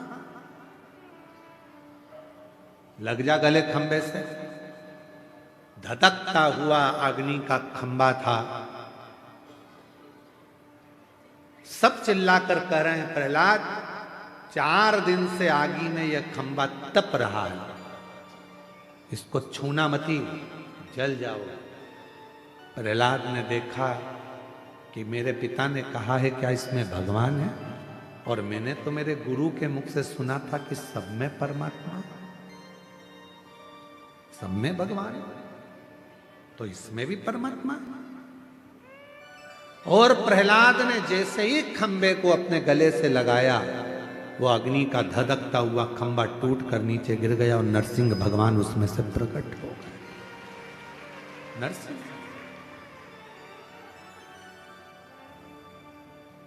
खंबा टूटकर नीचे गिरा और नरसिंह भगवान उसमें से प्रकट हुए। दौड़े नरसिंह भगवान ने हिरण्यकशिपु को पकड़ा, सिंहासन पर ले गए।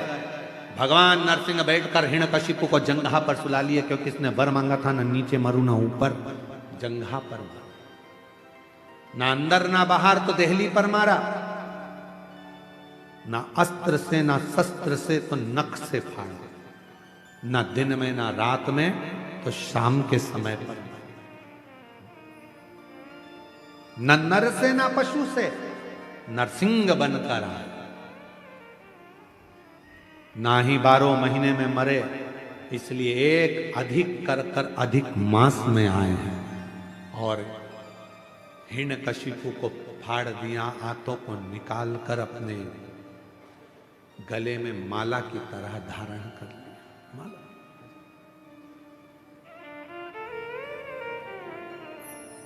माला की तरह धारण। जो जैसी भावना, बेटी का नौकरी लगा है और भाई का नौकरी लगा है, एक बार जोरदार करें।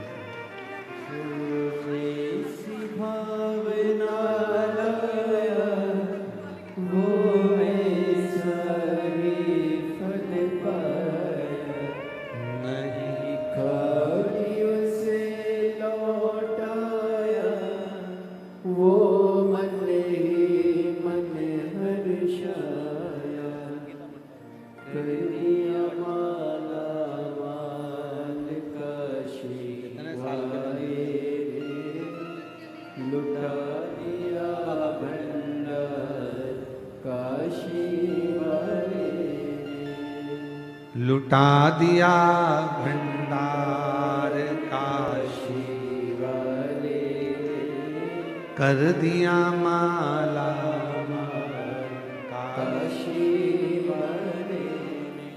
हिरण्यकशिपु को बीच में से फाड़ दिया, आंतों को निकालकर नरसिंह भगवान ने धारण कर दिया। शिव पुराण की कथा कहती है वो जो हिरण्यकशिपु के शरीर से जो आंतें निकाली गई थी और जो डाली गई थी, भगवान नरसिंह ने क्रोध में अपने गले में उस हिरण्यकशिपु की आंतों में इतना क्रोध था, इतना राक्षसी असुर भाव का क्रोध था कि वो पूरे शरीर में भगवान नरसिंह के और क्रोध जागृत हो।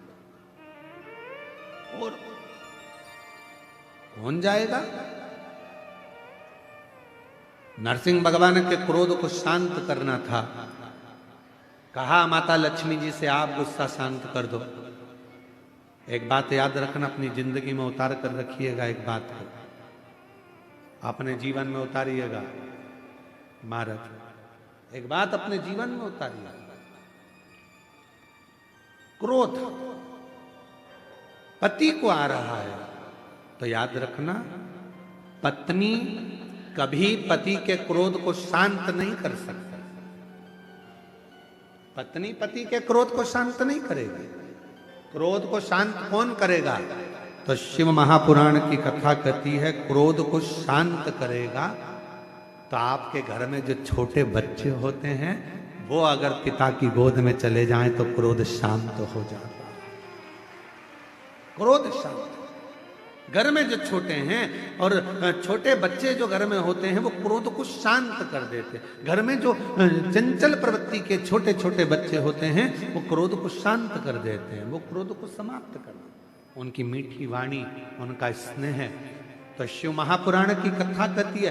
कई लोग कथाओं में कह देते हैं भगवान की ये गलती मत कर देना, भगवान गुस्सा हो जाएंगे, भगवान को क्रोध आ जाएगा, तुम ये मत कर देना, भगवान को क्रोध आ जाएगा, तुम ऐसा मत कर देना, भगवान को क्रोध आ जाएगा। शिव महापुराण की कथा कहती है संसार में जन्म लेने वाला एक एक मनुष्य भगवान के लिए बच्चा है, और बच्चा गलती करता है तो माता पिता को क्रोध नहीं आता, वो उसको संभालने का प्रयास करता है। कई लोग भगवान से मनुष्य को दूर करने का प्रयास करते। एक पत्र में लिखा एक बहन ने,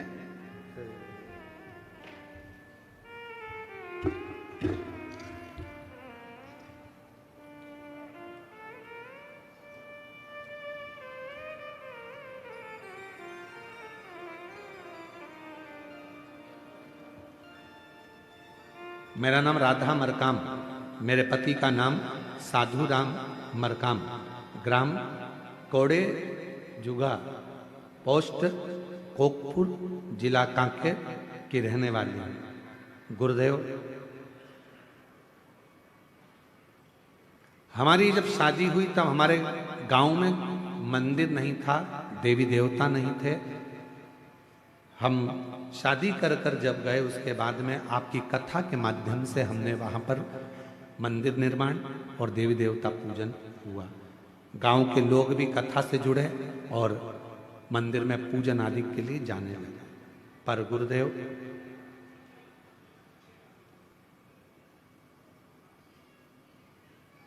अभी ना जाने कहां से धर्म परिवर्तन कराने वाले लोग आ गए और फिर से देवी देवताओं को नहीं मानने को कहा।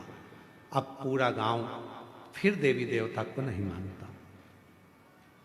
बड़ी चिंता लगी कि पूरे गांव के लोग ही देवी देवता को बंद कर दिए मानना। जब बूढ़ा देव महादेव है, स्वयं आप बूढ़ा देव की पूजन करते हो तो भगवान को मानने में दिक्कत क्या? मानो। पर उन्होंने अपने देवता को भी मानना बंद कर दिया और दूसरे धर्म के चक्कर में लोग जाने लगे। पर अब जब से शिव महापुराण की कथा लोग टीवी पर सुन रहे हैं, मोबाइल पर सुन रहे हैं, अब वापिस हमारे गांव में लोग भगवान को एक लोटा जल चढ़ाना प्रारंभ कर दिए हैं। हम बाबा को यहाँ प्रणाम करना, कहीं बैठी हो तो आ सकती हैं, एक बेलपत्र लेने के लिए पहुंच सकती। शिव तत्व लगे, लोग तुम्हारे पीछे लगे रहेंगे। मंदिर मत जाओ, क्या करोगे मंदिर जाकर? दुनिया के लोग, कई लोग कहते हैं शंकर भगवान क्रोध के देवता हैं, भगवान शंकर रुद्र देव हैं, भगवान शंकर को गुस्सा बहुत आता है, क्रोध बहुत आता है। भगवान शंकर को क्रोध बहुत आता है, रुद्र है भगवान शंकर को क्रोध बहुत आता है। मेरा निवेदन है मेरी जीजियों, वो पिता है, जगत का पिता, और हम उसकी औलाद हैं, हम उसकी संतान हैं। कोई पुराण, कोई शास्त्र ये नहीं कहता कि भगवान देवाधिदेव महादेव आपको दंड देंगे। मेरे शंकर भगवान का तो कोई विद्रोही है ही नहीं। जितने असुर थे, जितने राक्षस थे, सब शिव जी की पूजन करते थे, सब शंकर की आराधना करते थे, सब शिव जी की साधना करते थे। मेरे शिव जी का कोई विद्रोही नहीं, मेरे शंकर भगवान का कोई द्रोही नहीं। सबसे मेरे शंकर भगवान का प्रेम है, सबसे। सबको मेरे देवाधिदेव महादेव लेकर चलते, तो कैसे कोई विद्रोही? दुनिया के लोग अगर आपसे कहते हैं कि शंकर भगवान क्रोध के देवता हैं, शिव जी को मत पूछना, शंकर भगवान को ये मत करना। आज के जमाने में लोग सोशल मीडिया के माध्यम से, बहुत सारे ऐसे लोग हैं जो अपना अपना सोशल मीडिया के माध्यम से अपना अपना वीडियो बनाते हैं और नई नई तरह की चीजें आप लोगों को बताते रहते हैं। शंकर भगवान को अभी अभी एक कोई हमको बता रहे थे कि भाई ऐसा ऐसा लोग बता देते हैं कि शिव जी को ये चढ़ाने का बोल दिया, शिव जी को वो चढ़ाने का बोल दिया। हमारा निवेदन है, शंकर भगवान की पवित्र कथा शिव महापुराण गीता प्रेस गोरखपुर की मार्केट में, बाजार में सबदुन मिलती है। आप कहीं से भी ले सकते हैं और उसका अध्ययन कर सकते हैं, पढ़ सकते हैं। पढ़ो, पर व्यर्थ का कोई कहे शिव जी से दूर रहना, शंकर भगवान क्रोध के देवता हैं, उनको गुस्सा आ जाता है, वो क्रोध करते हैं, शंकर भगवान बड़े क्रोधी हैं। ना ना, मेरे 33 कोटि देवी देवता जितने भी हैं, जिनको हम सनातनी पूजते हैं, सनातन धर्म में जिन देवी देवता का हम पूजन करते हैं, वो कभी क्रोध करना नहीं जानते। वो तो हमें प्यार करना सिखाते हैं, प्रेम करना सिखाते हैं, स्नेह करना सिखाते हैं। वो हमको स्नेह करना सिखाते। और शंभु शरणे मांगू घड़ी रे घड़ी, दुख काटो दया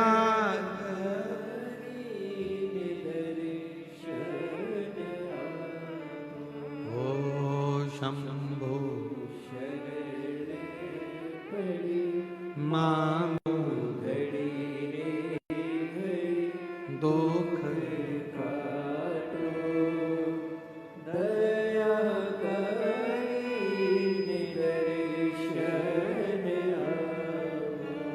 तो मेरे भोले बाबा किसी को ऊपर क्रोध नहीं करते। मेरे भोले बाबा तो उससे स्नेह करते हैं, प्रेम करते हैं, उसको गले लगाते हैं।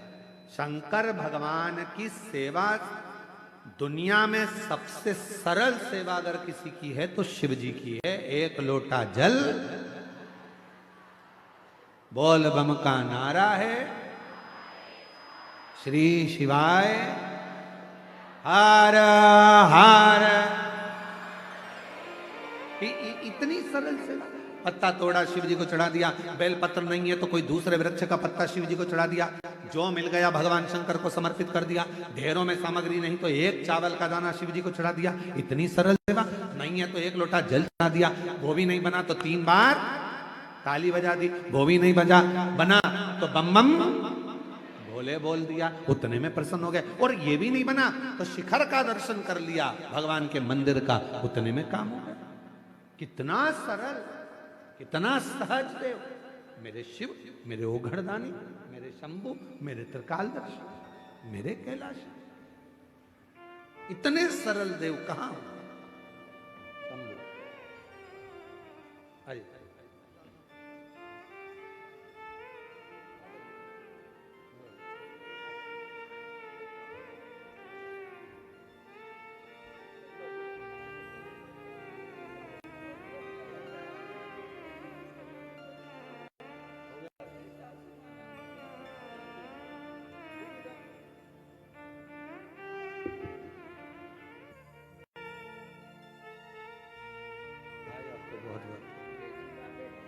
दोनों की बधाई आपको, बच्चों के अच्छे।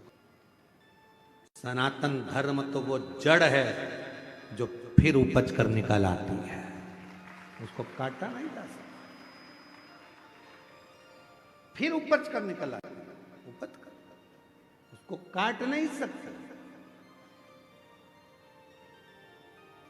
और हृदय से दिल से भगवत भजन करो, यहां वहां मत जाओ, जहां वहां जाकर ये मत सोचो कि आपका काम हो जाएगा। आपके देवता इतने प्रबल हैं, बूढ़ा देव महादेव इतने प्रबल हैं, भगवान शिव इतने प्रबल हैं कि तुम्हारे एक लोटा जल चढ़ाने से जिंदगी के सारे दुख अपने आप मिटते चले। डराएंगे लोग, शिव जी क्रोध के देवता ना, भगवान शंकर क्रोध के देवता नहीं, भगवान शंकर तो करुणा के देवता हैं। भगवान शंकर क्रोध के देवता नहीं, करुणा के देवता हैं। भगवान शंकर ऐसा कोई नहीं जिसको शिव जी ने नहीं दिया। लंका के राजा रावण को सोने की नगरी दे देते हैं, भस्मासुर को कंकण देकर वर दे देते हैं। शिव शिव है, वो देने में पीछे नहीं है। तुमने जो मांगा उसने दिया, जो तुम वो पीछे। शिव महापुराण की कथा में वर्णन आता है, भगवान देवाधिदेव महादेव नरसिंह भगवान का क्रोध तीव्र हो गया। भगवान विष्णु नरसिंह रूप रखकर आए और उनका क्रोध बढ़ता चले गया। उनके क्रोध को कौन शांत करे? लक्ष्मी जी ने शांत नहीं करा, प्रहलाद जी को भेज दिया। प्रहलाद को देखकर भगवान नरसिंह का क्रोध थोड़ा शांत हुआ, पर फिर उन्होंने उपद्रव करा बहुत। यहाँ वहां जहां जाते वहां देवता घबराने लगते, करे तो करे क्या। तब सारे देवता घबराए और घबराने के बाद भगवान देवाधिदेव महादेव के पास गए कि आप करुणा करिए, आप कृपा करिए, ऐसी कृपा कर दो कि ये क्रोध नरसिंह भगवान का शांत हो जाए, समाप्त हो जाए। कुछ कृपा करिए, थोड़ी सी कुछ करिए। शिव महापुराण की कथा कहती है, भगवान शंकर का चरित्र कहता है, शिव तत्व कहता है।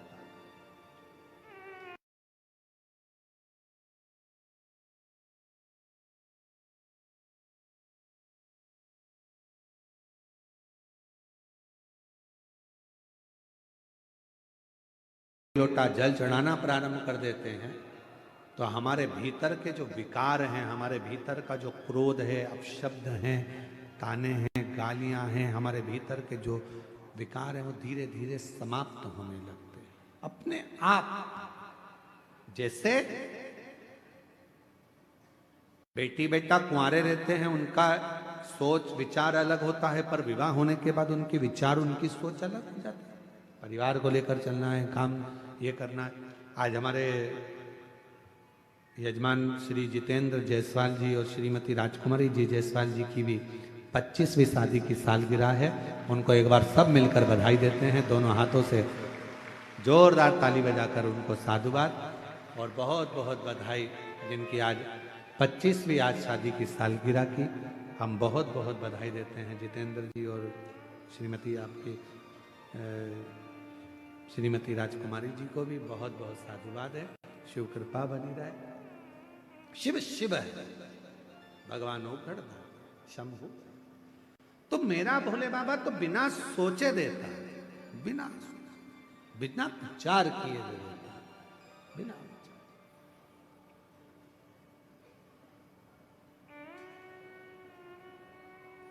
रावण को बाबा तूने लंका दिया, भस्मासुर को तूने कंकण दिया। रावण को बाबा तूने लंका दिया, भस्मासुर को तूने कंकण दिया। बाबा देवाधिदेव महादेव भगवान शिव, ओगड़दानी त्रिकालदर्शी कैलाशी विनाशी भगवान शंकर की पवित्र कथा कर रही है। शिव महापुराण की कथा वर्णन कर रही है। शिव तत्व कर रहा है। भगवान शंकर की पवित्र कथा कहती है कि भगवान देवाधिदेव महादेव के पास में जाकर सभी देवताओं ने प्रार्थना करी, विनय करा, निवेदन करा।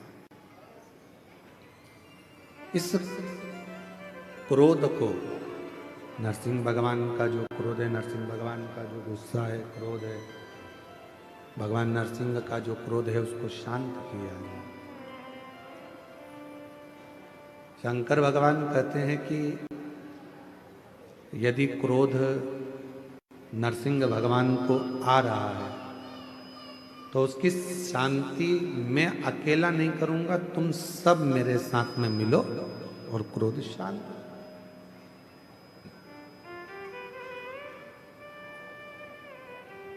मैं एक शरम्ब पक्षी का रूप रख लेता हूं। शरम्ब पक्षी मतलब मनुष्य जैसा शरीर है, शेर जैसा मुख है और पंख लगे हैं, वो शरम्ब पक्षी। और शरम्ब पक्षी का रूप रखकर मैं नरसिंह भगवान को क्रोध को शांत करूंगा, उनको पंजे में उठाकर अलकनंदा नदी में ले जाकर डालूंगा, जिससे उनका क्रोध शांत हो। शरम्ब पक्षी का रूप रखकर भगवान नरसिंह भगवान के पास में पहुंचे और नरसिंह भगवान के पास पहुंचकर उन्होंने नरसिंह भगवान को अपने पंजे में लिया और अलकनंदा नदी में ले जाकर छोड़ा। कभी बद्रिकाश्रम आप लोग जाएंगे दर्शन करने के लिए, तो जब अलकनंदा नदी के पुल पर चढ़ेंगे तो ताप्त कुंड के ठीक नीचे की ओर एक नरसिंह शिला, उसका दर्शन मात्र कर लेने से व्यक्ति के जीवन में क्रोध की शांति, क्रोध की शांति। शरम्ब भगवान शिव जी का जो ये नाम है शरम्भेश्वर महादेव, ये कोई साधारण सा नाम नहीं। भगवान शंकर का ये जो नाम है ये क्रोध को शांत करता है।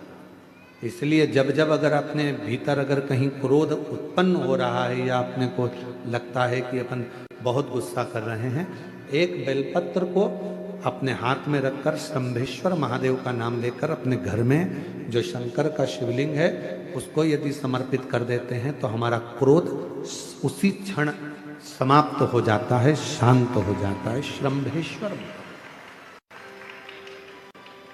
ये क्रोध की शांति के लिए शंभेश्वर बाबा। शिव कथा कहती है आगे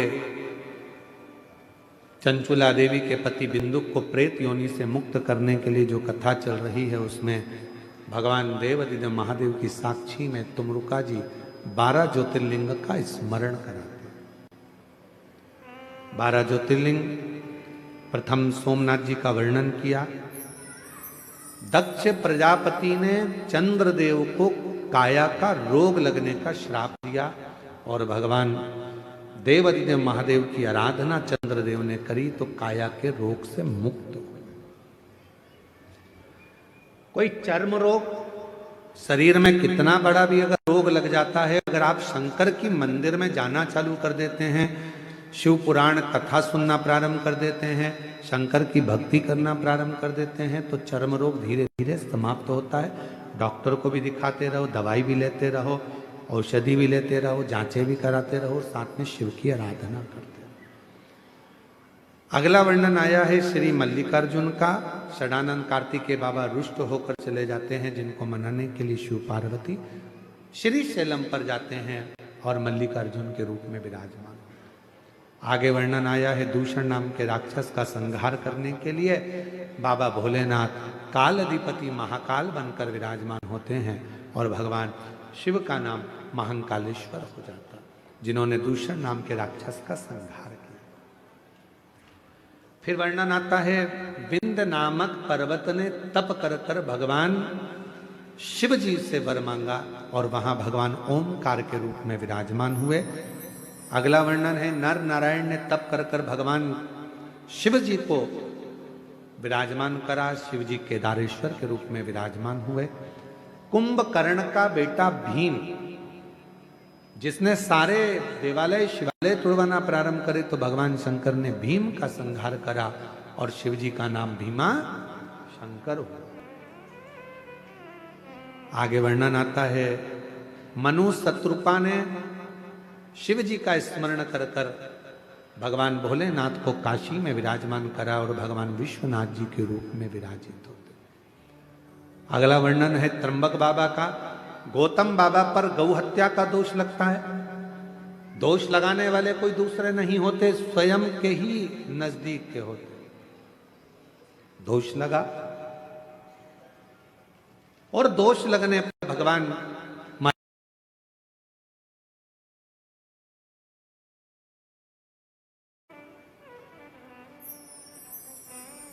ग्वाले के हाथ में शिवलिंग दिया, ग्वाले ने भूमि पर रख दिया और भगवान वैद्यनाथ जी के रूप में विराजमान हो गए। अगला वर्णन है नागेश्वर का। दारुक नाम के राक्षस का संहार भगवान शिव ने करा तो भगवान नागेश्वर के रूप में विराजमान हुए। फिर वर्णन आया है रामेश्वर का। भगवान राम जी ने शिव जी की आराधना कर कर लंका पर चढ़ाई करी और भगवान विजयता प्रदान करे तो शिव जी रामेश्वर के रूप में विराजमान हुए। फिर वर्णन आया है कृष्णेश्वर बाबा का। सुधर्म नाम के ब्राह्मण की धर्मपत्नी घूष्मा के बेटे को मार दिया गया था। सुदेहा ने उसके प्राण ले लिए थे तो घूष्मा के बेटे को भगवान शंकर ने जीवित करा। शिव जी का नाम कृष्णेश्वर महादेव। ऐसे 12 ज्योतिर्लिंग का जैसे ही कथा बिंदुक ने सुनी और बिंदुक प्रेत योनि से मुक्त हो गया, देव योनि को प्राप्त हो गया। चंचुला अखंड सौभाग्यवती हो गई। हाथ जोड़कर विनय करने लगे तुमरुका जी भगवान देवादिदेव महादेव से, मैंने ये शिव महापुराण की कथा कही, तुमरुका जी बोलते। कथा के यजमान बनकर ईश्वर जी गोरा जी शंकर पार्वती इस कथा को श्रवण करें। भगवान देवादिदेव महादेव ने कहा, बोलो तुमरुका जी आपको क्या दूं मैं? तुमरुका जी ने कहा, बस एक वर दे दीजिए। क्या वर? घोर कलिकाल में, कलयुग में जो शिव महापुराण की कथा के पंडाल में जाकर बैठेगा, घोर कलयुग में, कलिकाल में, जो अपने घर पर रहकर या टीवी पर, मोबाइल पर, जिस भी भाव में, जो भाव से आपको भजेगा, कथा श्रवण करेगा, शिव महापुराण की कथा को जो श्रवण करे, उसकी जिंदगी के सारे दुख समाप्त हो जाए कथा को सुनकर। ये वर भगवान देवादिदेव महादेव ने वर दिया। अपने मस्तक की बेलपत्र उतार कर शिवपोथी को समर्पित कर दी। सुनो तुमरुका जी, ये शिव महापुराण की कथा कलिकाल के पापों को नष्ट करने वाली होगी, दुखों को हरने वाली होगी, कष्ट समाप्त करने वाली होगी। जिस गांव में, नगर में, शहर में, जिस जगह पर ये पवित्र कथा का वाचन होगा, श्रवण करने वाले के जीवन के सारे दुख समाप्त होंगे और ये पवित्र कथा जीवन में आनंद देगी। बाबा कुबेरेश्वर की भूमि से ये चलकर शिव पुराण की कथा आपके गांव गांव, नगर नगर आती है। झोली पसार कर आप बाबा से प्रार्थना कर कर जो मांगते हो वो 3 महीने में बाबा आपको दे देता।